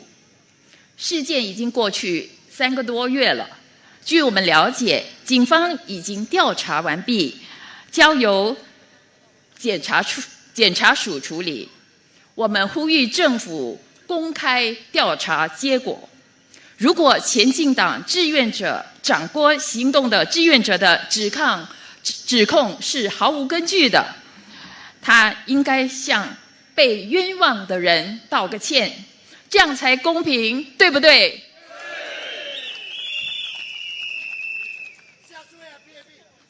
此次事件引发的另一个担忧是，我们的政治领导人是不是和基层脱节了？他们是否过于信赖志愿者的说法，而失去了应有的谨慎和判断呢？说到真相，提名日当天也发生了令人吃惊的事。在4月14日，副总理严金勇宣布，他将会是蔡厝港集选区团队的领军部长，但在提名日当天，他却跑到榜额了。我相信蔡厝港居民突然失去了服务他们19年的国会议员，也感到震惊。行动党为什么会这么做呢？我宁愿行动党在提名日之前没有透露蔡厝港集选区的名单，而不是这样出尔反尔，这将损害人民对行动党的信任。建立信任是一个漫长而艰苦的过程，它建立在长期可靠、有能力和诚实的基础上。我们的第一代领导人在许多人的心中建立了对政府的良好信任。很可惜的是，近年来有许多事情渐渐侵蚀了这份信任。Simply Go 就是一个例子。在推出 Simply Go 之前，公众在用户测试中已经反馈，这个系统的一个很大的缺陷就是无法当场显示剩余的金额。然而，政府还是决定实施取消现有系统，直到公众强烈抗议之后，政府才改变这个决定。我们的领导到底知不知道公众的反馈呢？还是知道了却置之不理？如果他们不知道，那就是管理不善，导致重要的信息传不到他们的手上。如果他们知道了却置之不理，那就是判断失误。无论如何，这都不是世界级的表现，配不上世界级的薪水。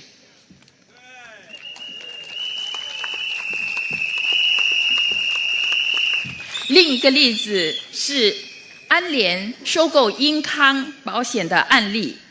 令人震惊的是，执总支持这项交易，却对高达18亿元的减资计划毫不知情。他们打算从英康保险拿走的数目可不是18元，也不是18万元，而是18亿元。这么大的一笔数目要被拿走，怎么能毫不知情就支持了呢？在我看来，职种和英康保险都严重的失了职。这类事情若发生在李光耀先生当总理的时候，恐怕得有人卷铺盖了。还有2件事令我感到担忧。集保公司在美国曾因贿赂支付了超过4亿元的罚款，但我国的贪污调查局却无法找到足够的证明来指控6名集保高管，只能向他们发出警告。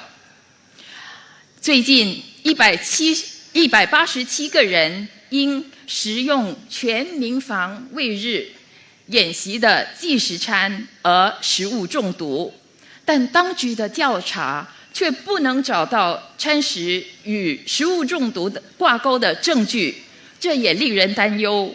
我们的公共服务能力是否比以前下降了？许多例子都证明，在国会中拥有更多反对党来监督政府很重要。5月3日，请支持我们加强监督和制衡执政党的力量，请投前进党一票。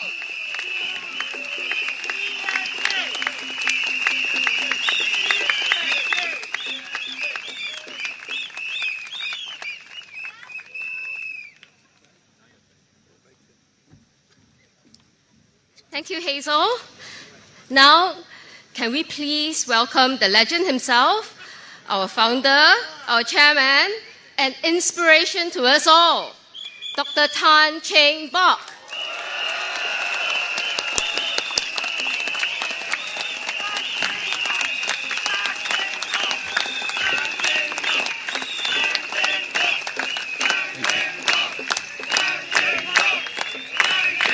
This is all right.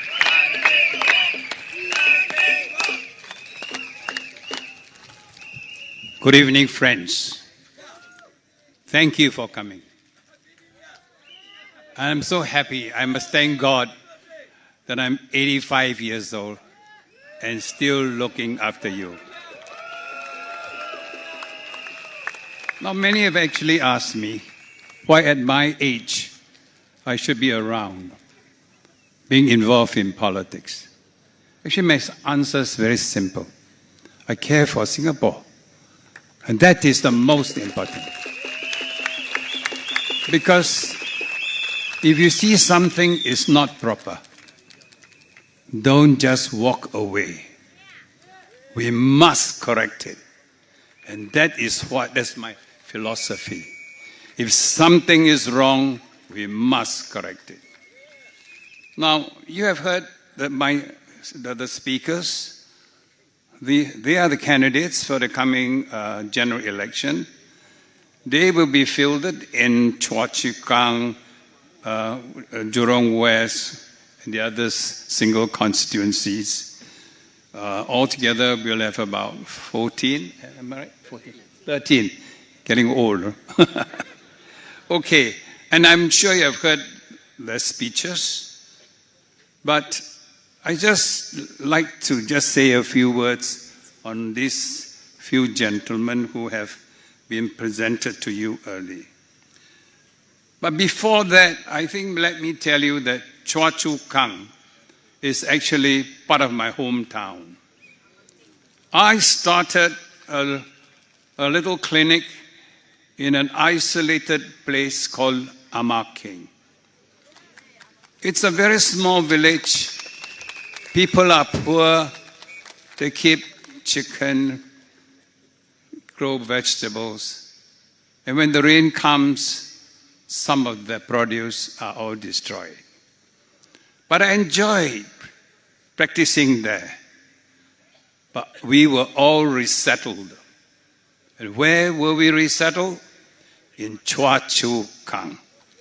So I have met many of my old patients, my friends, from our village in Choa Chu Kang, in Teck Whye, and now in Jurong West. So I think if the PAP think that putting us in Jurong West is going to disadvantage PSP, I think they are wrong. We will give them a tough fight. Now, you have already heard all of them speaking, so I don't want to spend too much time on all these people, so I'm sure you know. But touching from what Hazel said about competency, honesty, transparency, accountability, I think this is where I fear why I left the PAP. Because I always insist that there must be accountability, there must be transparency for things to work well.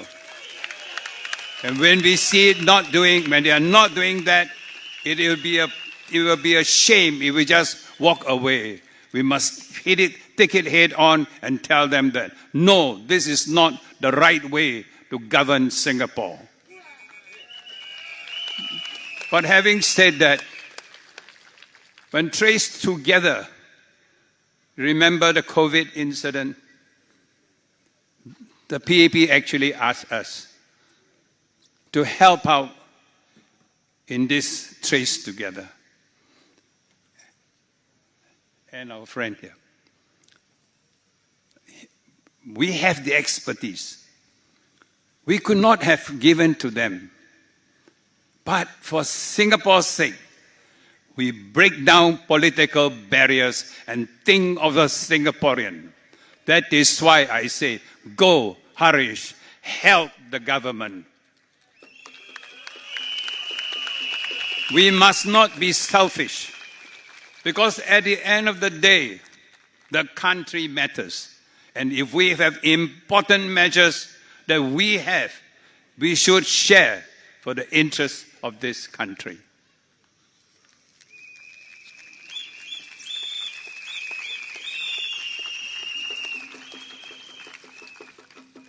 You see, I like to walk around. At my age, I think all of you got to walk around. But sometimes don't walk too much, those who are in my age, because your knees will give way. And that's a medical advice, okay? Free of charge. Now, when I hear people asking me, Doc, why don't you give us some fish? Why don't you give us some eggs? I said, what they're saying? They say, hey, but that side, they're giving all these people eggs, fish. I said, no. We are a first world country. My xia sui to tiu. Why say xia sui? Nang quốc gia to be number one. Number one, not number two. Okay? So, also I tell them, no, I have no fish to give you. I got no eggs to give you. But I give you a voice. And the voice are these people. And they will speak up for you. They will tell you where the government is wrong. They will be fearless. And I will make sure they carry on their duty as good MPs in the future. You have watched Manwai. You have watched Hazel. Were they just sitting MPs? No. I watched them in Parliament in the early days. I feel sorry for them. They were hit so many times. But these parliamentary wounds, I told them, don't be afraid, because you will grow and you will learn how to fight back. And here, I'm very proud of them.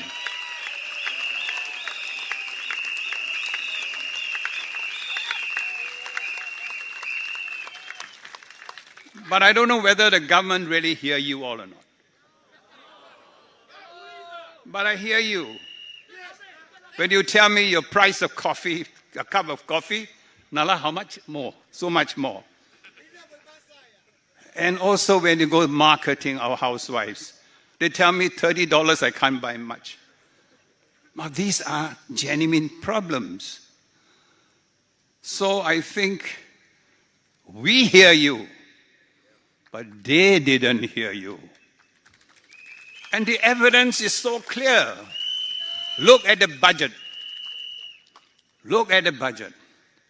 We had a surplus of $6.4 billion. Now that is significant.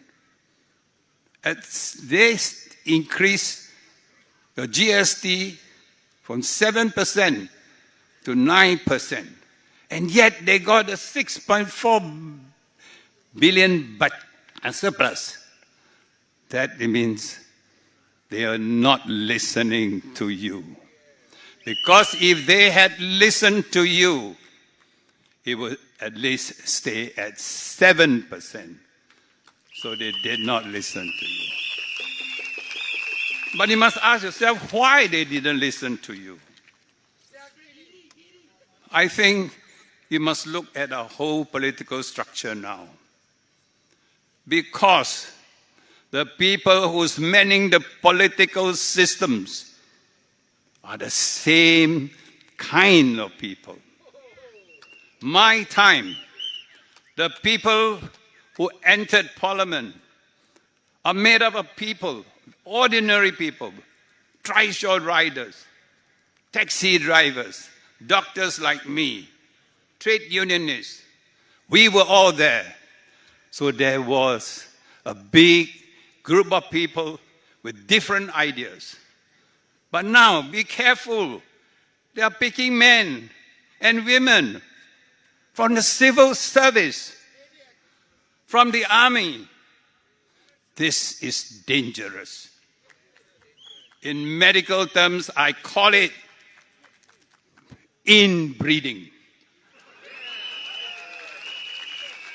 And when there's inbreeding, let me tell you, my friends, when there's inbreeding, there's no change of idea because everyone is scared. They are frightened. The economic system is closed.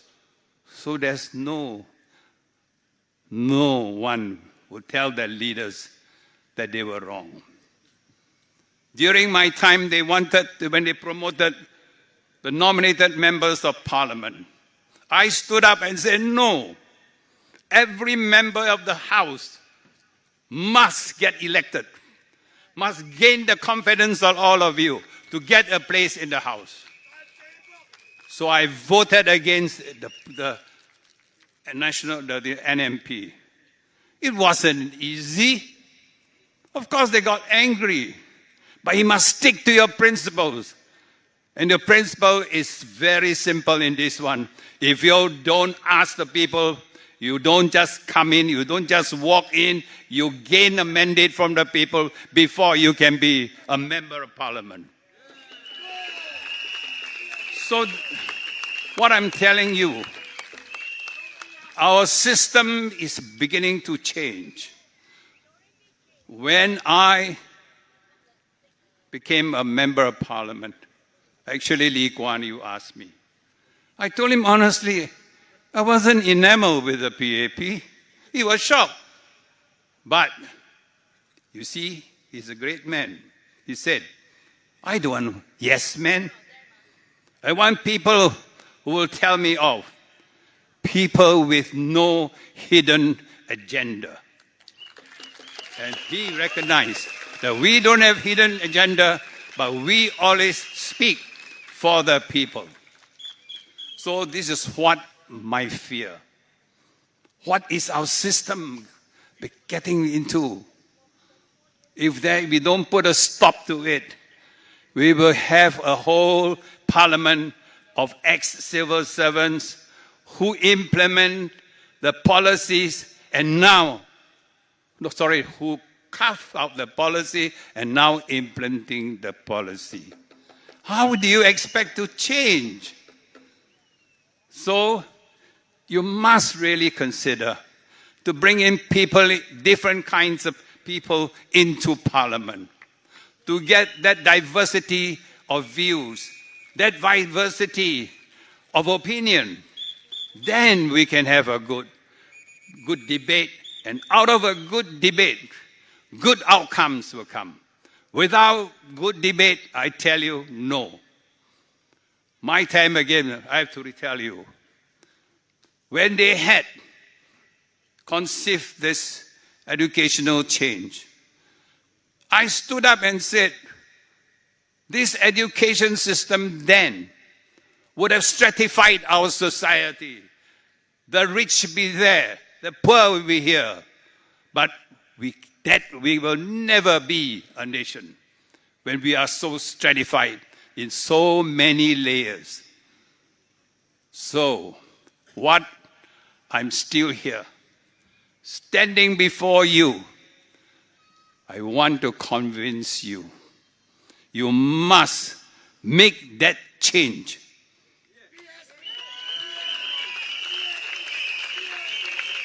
Do you know how hard for me, how difficult for me to convince young men and women to come forward and take a stand? They were so afraid.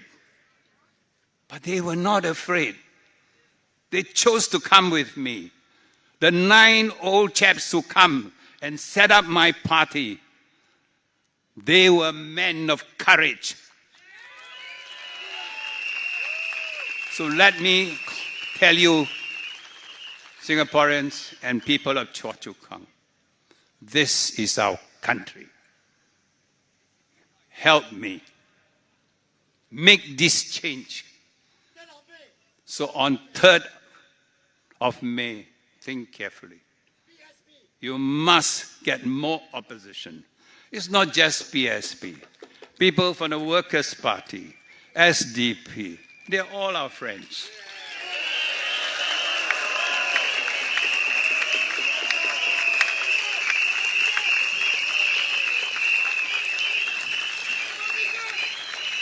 You see, 5 years ago, I sent teams to all over the island.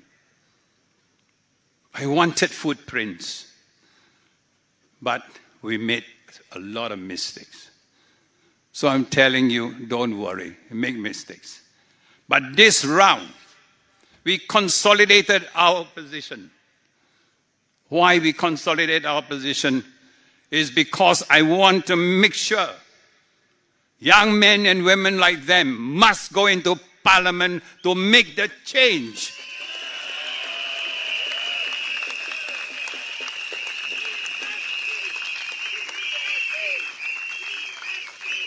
We are more organized now. Trust us. But we need help. We are not perfect. And we are not ashamed to tell you that we need help. So you must help me. Actually, not only help me, you're helping the country to make this change come on May the 3rd.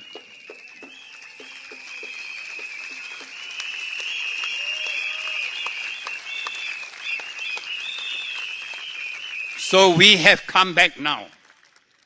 We have decided that we will not abandon West Coast and all the places we fought, except certain places we couldn't afford to continue to fight.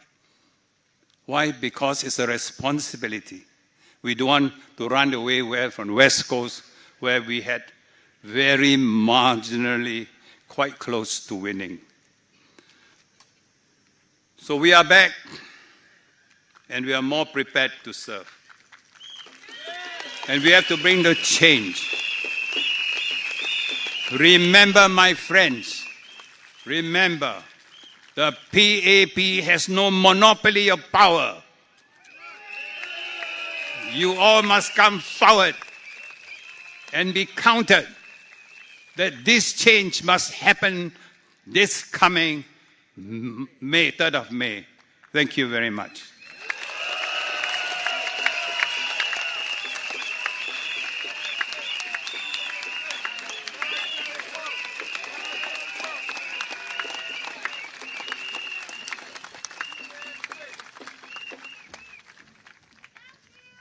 Thank you, Dr. Tan.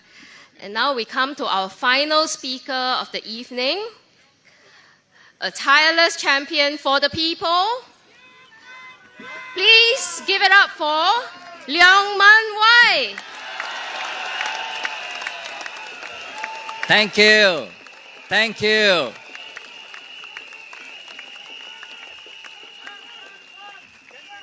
Thank you. Good evening, fellow Singaporeans and residents of Choa Chu Kang, GRC, and Bukit Gombak, SMC.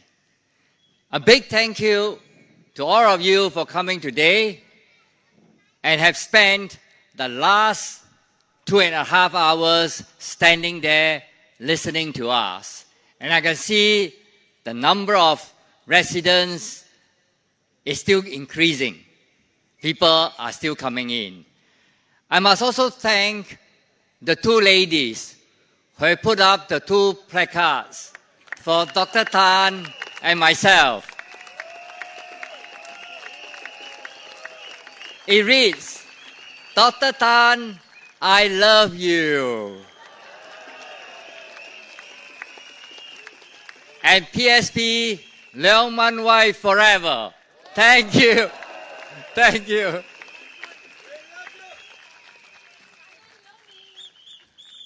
I've spoken about the declining standards of PAP at the last rally. Today, I will speak about what PSP has to offer to solve the problems faced by Singaporeans.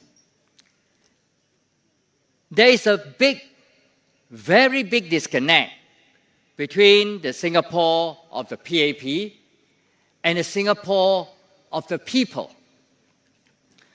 Do you want a Singapore to be a paradise for a small group of elites and foreign billionaires who pay low taxes, get to enjoy good class bungalows, play golf at country clubs, and drive around on congestion-free roads in their Bentleys and Lamborghinis, while the elderly and destitute in Singapore sell tissue paper at hawker centers? Do you want that? No. Do you want a Singapore where Singaporeans have to pay higher and higher GST and other indirect taxes, including the land cost for public housing? Do you want that? No.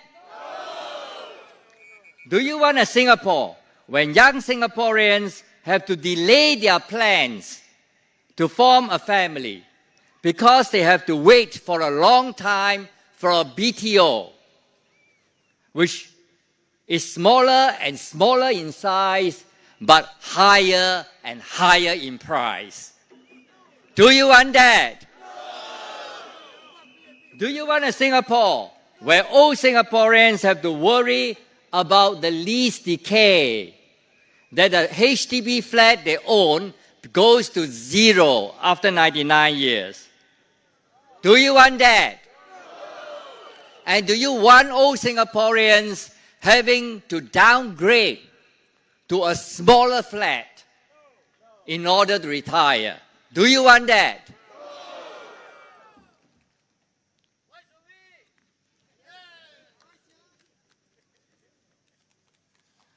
Do you want a Singapore where you have to endure more and more crowded MRT trains and rising public transport fees?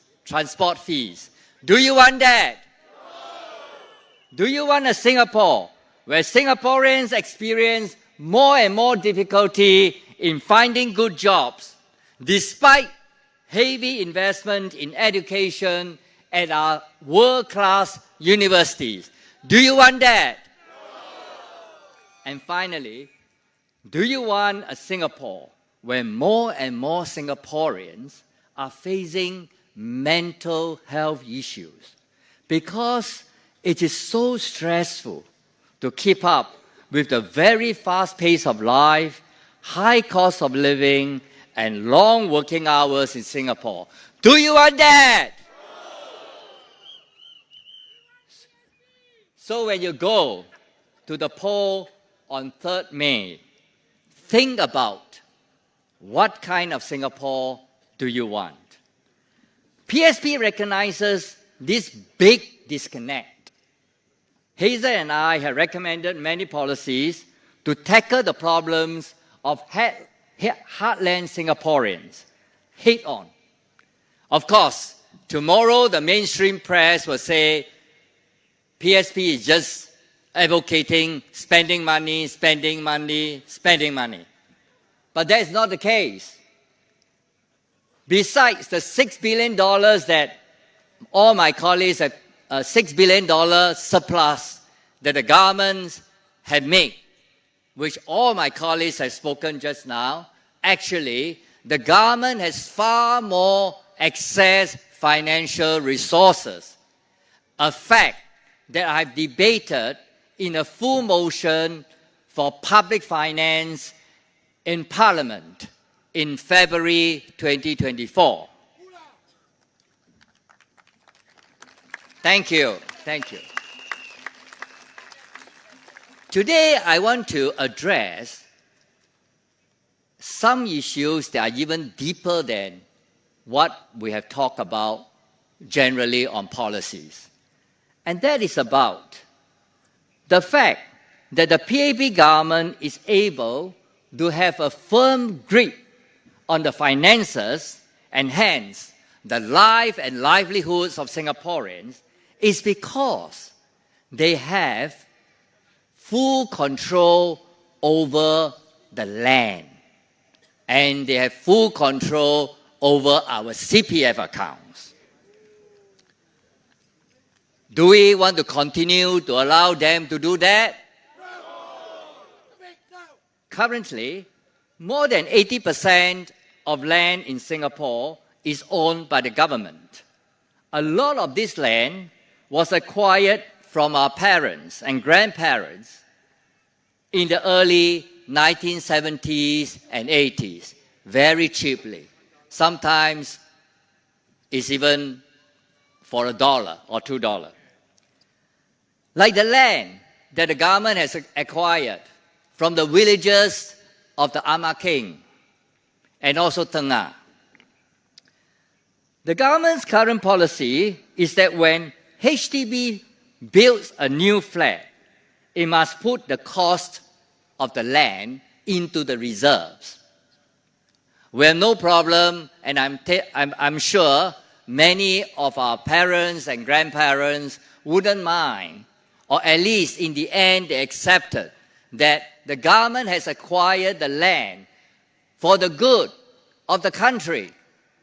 However, now the government is selling back the land to us at very high cost.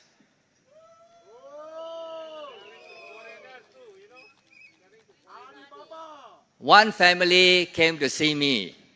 Their grandfather has lost the land, hundreds of acres of land, and was paid only $60,000. They came to me and say that was 30 years ago. Today, that piece of land was just sold 2 years ago for close to $1 billion. And at the same time, their nieces and nephews have to buy HDB flats at $500,000 each. Is that kind of Singapore we want?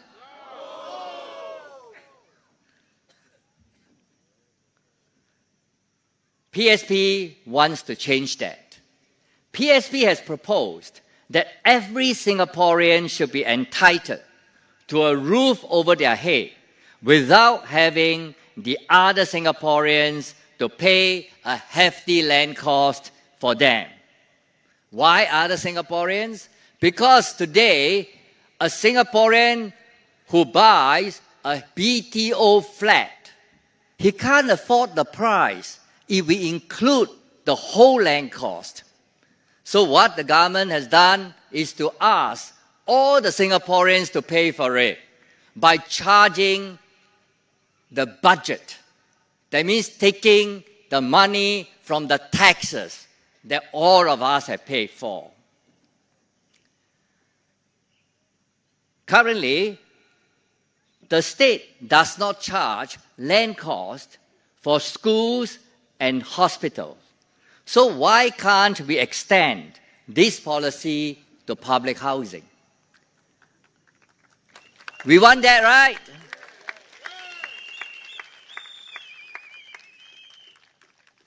Under our proposal, if the HDB flat buyer just buy the HDB flat, the BTO flat, for living in, he doesn't need to pay the land cost. However, when he wants to resell the HDB flats for a profit, he needs to pay the land cost to the state. This is fair, right? Is that fair? Yes. Hence, the scheme that we have proposed, no land cost for public housing, is not about giving away land free.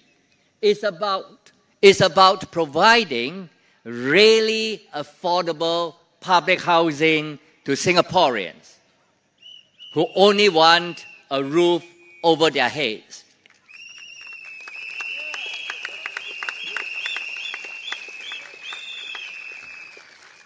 Without land costs, just to give you an idea, a BTO today would cost only about $100,000 to $150,000, compared to the current BTO price of about $500,000. The PAP says our proposal is irresponsible. However, is the PAP responsible in promising Singaporeans asset enhancement for their HDB flats and now saying that it will become zero value when the 99-year lease is up? Is that fair? Have they been telling the truth? Even before the flat reaches 99 years, actually more and more Singaporeans will start to suffer from lease decay as their flat age beyond 40 years old. This means that there will be an increasing divergence between the price of younger flats and older flats. This will become more and more noticeable when flats become older and older. The raw deal that the residents of blocks 562 to 565 along Ang Mo Kio Avenue 3 for their SERV in 2022. I don't know whether you all remember that or not. At that time, the Ang Mo Kio residents were complaining, and that came out in the mass media. I went out to try to render some help to them. And the reason why they didn't have a good deal compared to other SERVs in the past is because of the effect of lease decay. But 7 years ago, PAP promised that they would have some schemes to deal with the lease decay problem, like they have proposed VERS, Voluntary and Block Redevelopment Scheme. However, 7 days later, Singaporeans are still waiting. And I have questioned the ministers many times in Parliament. I say, lease decay is already causing problems to Singaporeans today. For those people who are owning older flats, why don't you come out with a solution as soon as possible? Those Singaporeans who are suffering actually do not know they are suffering. This is the kind of government who do not give us complete information. So I have asked them many times in Parliament. They say that it's coming, but till date, there has been no answer to them. So many years ago, when they say that they will find a solution for lease decay, was that just an empty promise?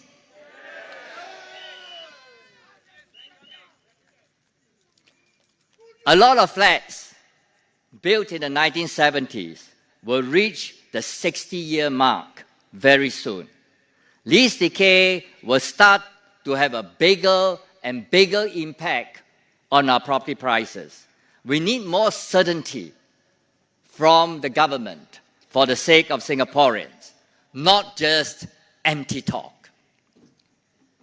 With our no land cost scheme, future Singaporeans will not have to worry about lease decay anymore because the price is low. The BTO price is low.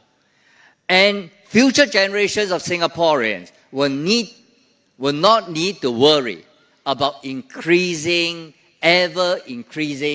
BTO prices. PSP's no land cost scheme is not radical. It is practical. It's compassionate. In fact, it is urgent. Do you agree? It makes public housing truly public again, not just in name, but in spirit.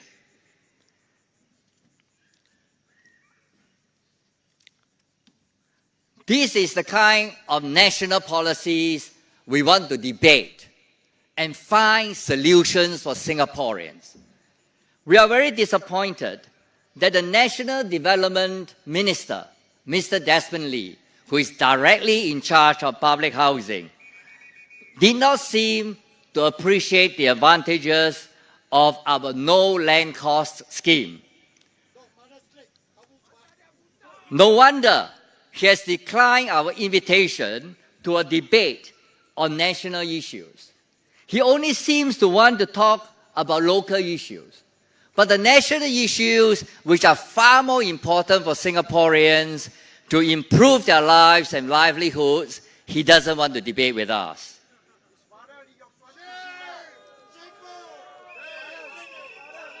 Every election, the PAP wants you to think that you are electing estate managers for the town councils.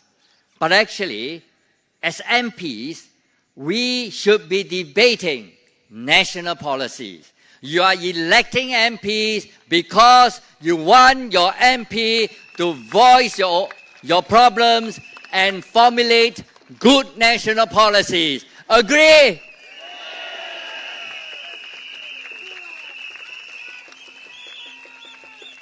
But this does not mean PSP neglect local issues. In fact, we have spoken about local issues. We have spoken about, for example, one of the most important things was the relatively poor public transport system in the West compared to the East. In October 2024, after the 6-day East-West line breakdown, I asked the government whether they will plan to connect the Jurong region line to the Circle line so that there are more alternatives for residents in the West to travel to the city. The government did not say yes at the time. But during the budget in February this year, they say they will do so.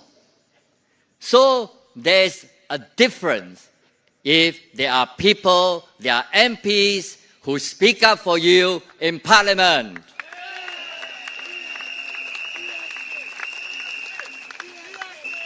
So send us to Parliament so that we can demand accountability. We can voice your problems in the Parliament. Thank you, thank you.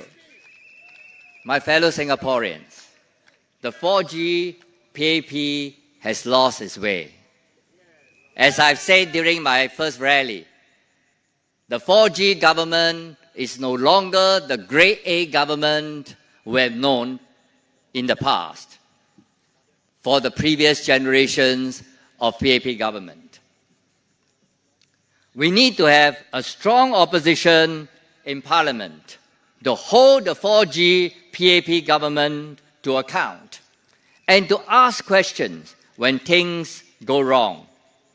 Increasingly, Parliament has become the only forum where Singaporeans can demand answers from the PAP government. Do you want the Parliament to be dominated only by PAP MPs? Who are unlikely to ask the sensitive questions when things go wrong, right? We must elect more constructive opposition MPs to Parliament. No more PAP free riders who don't dare to speak up for the people.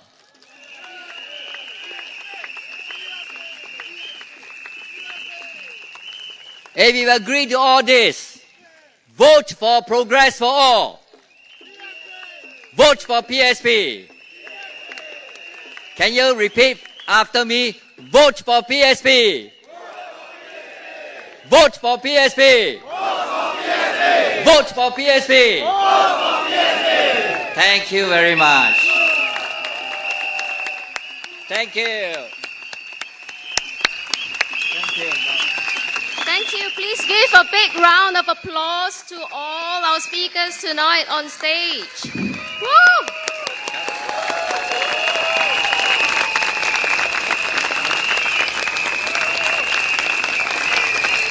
Thank you so much for coming. Thank you.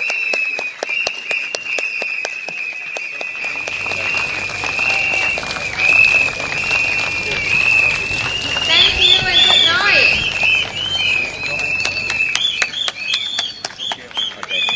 Okay.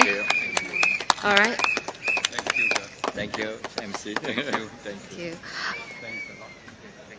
Before you go, we kindly ask everyone, to disperse in a safe and orderly manner. Please follow the instructions of our marshals and volunteers as you exit the stadium. Is there anything else you want to do or say? All right. Okay. Okay.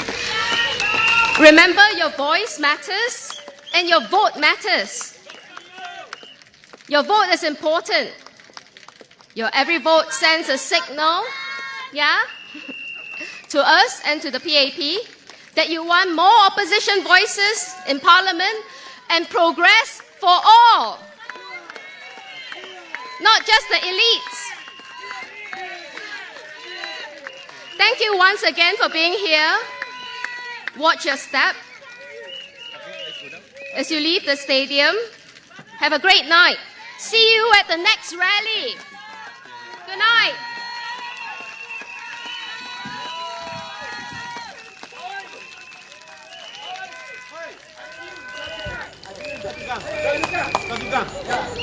I see you guys. Have courage. Thank you. Thank you.